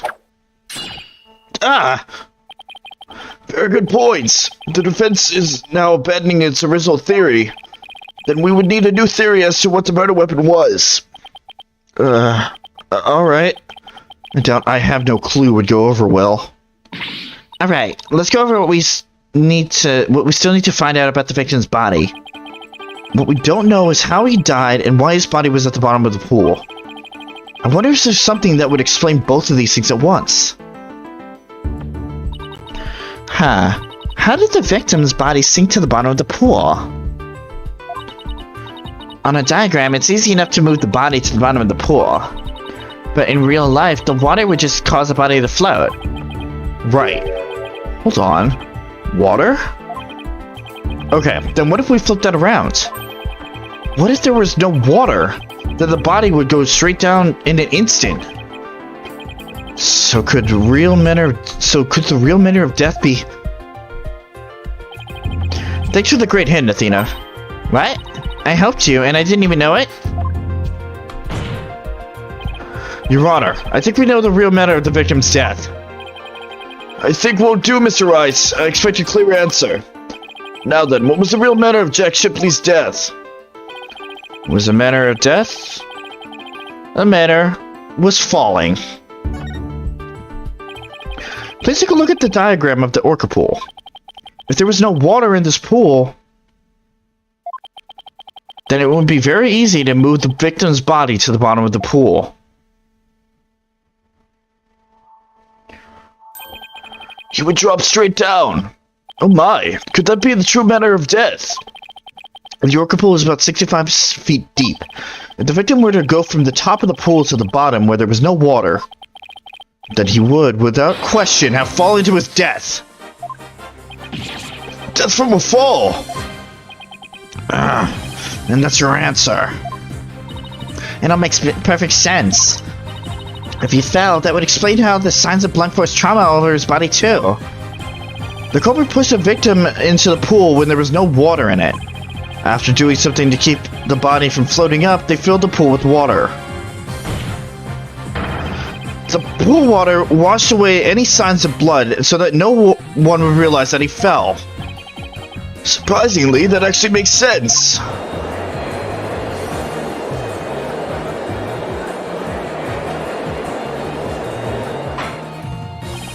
Order! Order in the courts! I'm just as surprised as you are, but I must have order!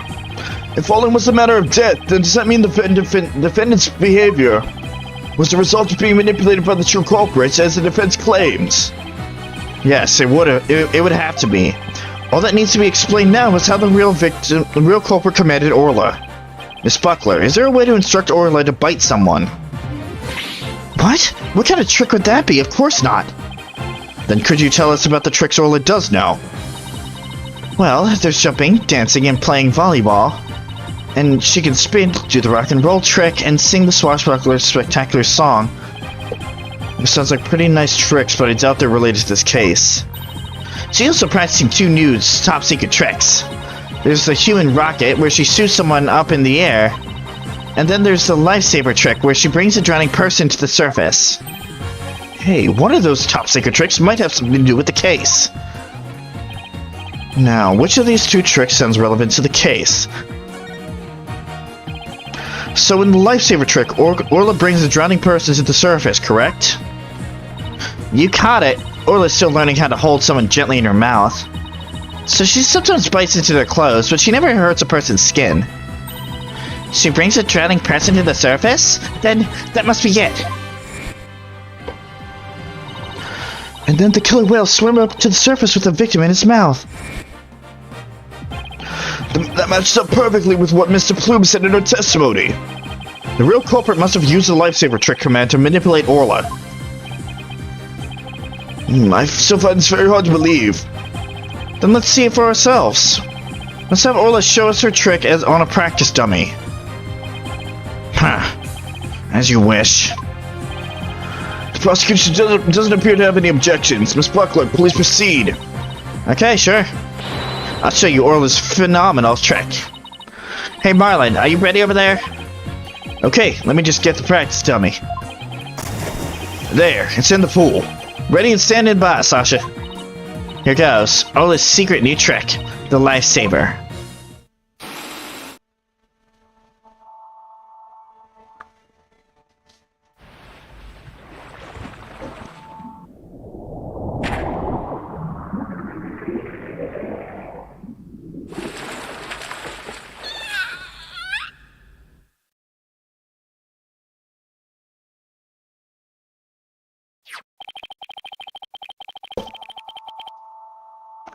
The clothes got torn up a bit, but the dummy doesn't have any new marks on it. And there you have it! Orla's secret new trick.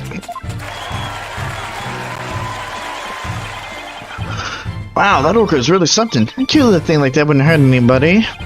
Sounds like the galleries loved Orla's performance. That was great. The trick captured everyone's heart. Oh, wonderful! I wish I could see more! Looks like we silenced Prosecutor Blackwell. Thank you, Orla and Miss Buckler, and thank you too, Mr. Rhymes. And so now you can clearly see how Orla was manipulated. The bottom of the orca pool needs to be examined immediately. We might still find some evidence of the victim falling to his death. Prosecutor Blackwell, please have that taken care of at once. Excuse me, Prosecutor Blackwell, but I am requesting further investigation.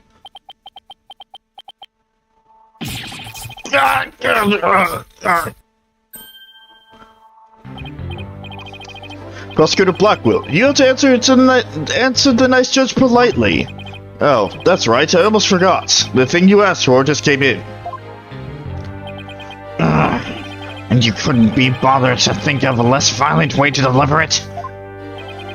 What did Prosecutor Blackwell ask for? Huh. I've been waiting for this. Oh? And what is that? An updated autopsy report. What? Why did it have to come now? During the recess, I ordered the bodies to be re-examined. Something started nagging at me during the course of the trial, you see. Here. I take it you'd like me to read it. Very well. Cause of death, thought to be from a 65-foot fall.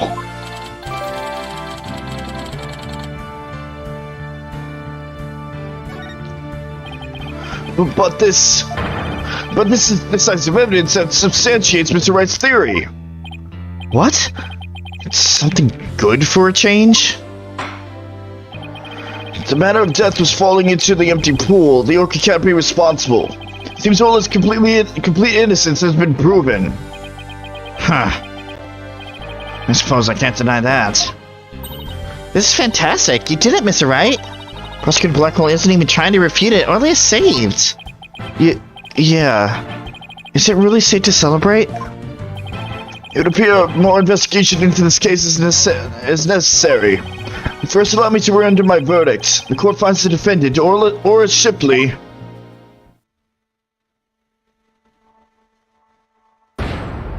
not guilty.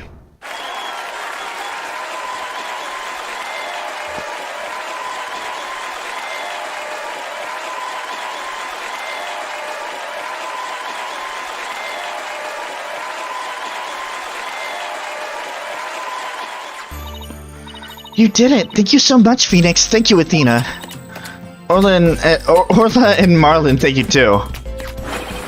Congrats, Sasha. Time to celebrate. Go on, eat up.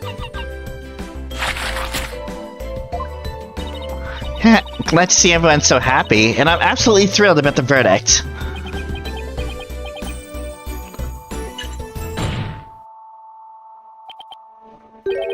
Thank you, Wright Dono.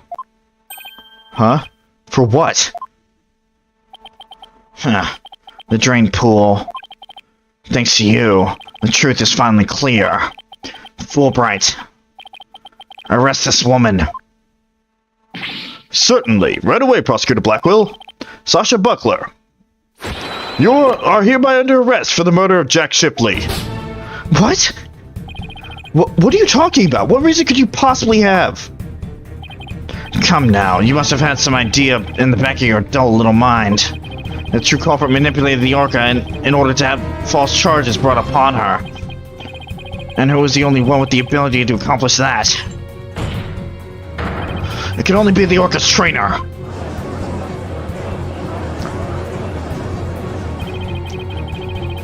I'm sure there's some other explanation. Silence! I don't need any of your baseless counter-arguments. Have you forgotten? In order to enter the Orca pool room, a security card is necessary. A security card that only the victim and Sasha Buckler possessed. Miss Buckler is the only one who could have caused the victim to fall to his death. Ah! What? No, I don't believe it. Miss Buckler was so upset by Mr. Shipley's death. She couldn't have done it. Fulbright. We asked the security company yesterday to check their security card logs. The report just came in during the recess. The night before the incident, Sasha Buckler used her card to enter the Orca pool room. After that, not a single person entered the pool room. Not until the incident was discovered when Miss Buckler and the guard ran in. Objection! Objection! But no one would commit murder where the card usage was being recorded. Apparently, the aquarium employees don't know that their card usage is tracked. What's more, Miss Buckler was seen arguing with the victim before the incident. So, Miss Trainer, what were you arguing about? It was a private matter. But it wasn't anything I would kill him over. That's ridiculous.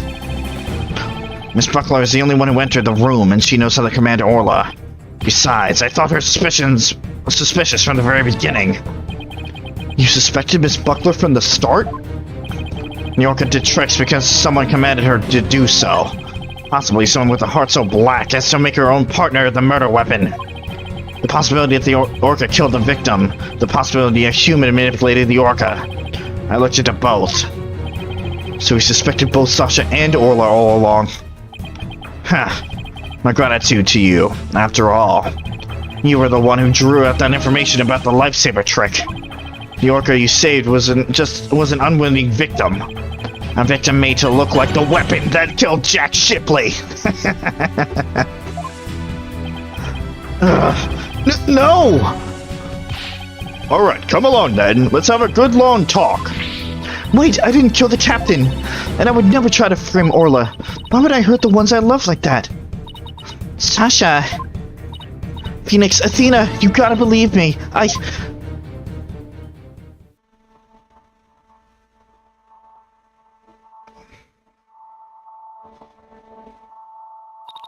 Sasha didn't kill him. I believe that with all my heart. There's gotta be something we can do. There's gotta be something we can do. I feel the same way. Could I have done something differently? But never in my wildest dreams did I imagine things turning out like this. It would appear that this case has taken on an entirely new aspect. But this trial is only concerned with the ruling of the defendant or Shipley. So I'm afraid this concludes today's trial. Court is adjourned.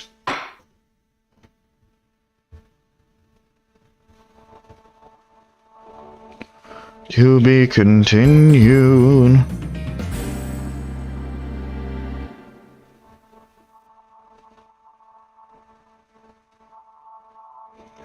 Let me just take a look real quick.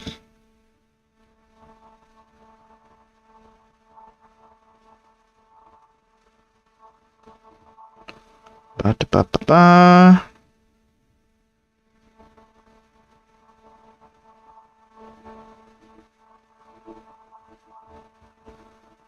I just want to make sure I'm reading this correctly.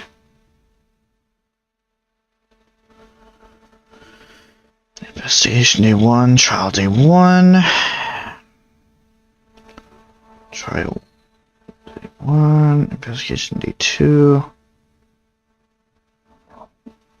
Trial Day 2.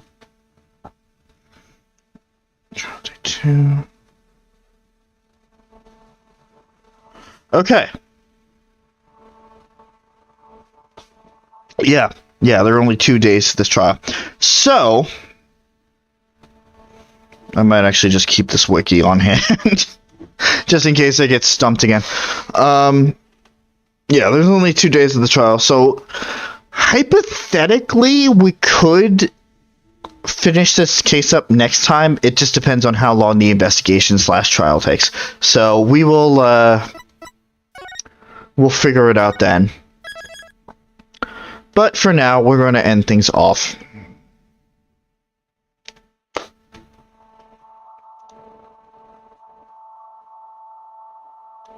Boop. Alright. And that is it for today.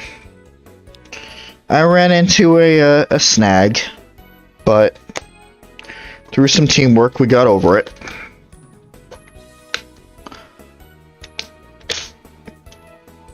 But now we have a new defendant, a new client. I'm assuming we're going to take on her defense. Sasha. And we will try to help her out next time. So, what is the outlook for this upcoming week? Well, tomorrow's Thanksgiving, so obviously nothing's going to be going on then. Friday, nothing's going on. Saturday, we're going to be doing more Pokemon Sword with everybody. Sunday, possibly more Phoenix Wright, just depending on how I feel. Monday, more Horizon Zero Dawn with Chris. Tuesday, more Pillars with PJ. And then next Wednesday, if I don't do Phoenix Wright on Sunday, or if it takes too long, then we'll wrap things up Wednesday, but that all depends. And then I will figure out a way to go from there, and then everything just cycles around again. Excuse me. I still don't have any other video series planned yet, just because of circumstances. Chris is trying his best, so whether it is Earthbound stuff with Pooja, bonus Rhythm Heaven stuff with me, or the Metopia highlights, he's working on stuff. PJ is on a hiatus. His channel's not dead, just on a hiatus. and Suzie. She has a dual channel thing going on with Suzie Gwatney. That's her gaming channel. There's nothing really on there right now. There's a few things, but nothing new is coming out. But her art channel, on the other hand, is a different story. That is Rowan Rose. If you look into the description of these streams, you should find it. Use the link to take you to the correct channel. She does fantastic art stuff, like really good art. In fact, she just released one today. Although it was kind of more of a short than an art thing, but it was art related.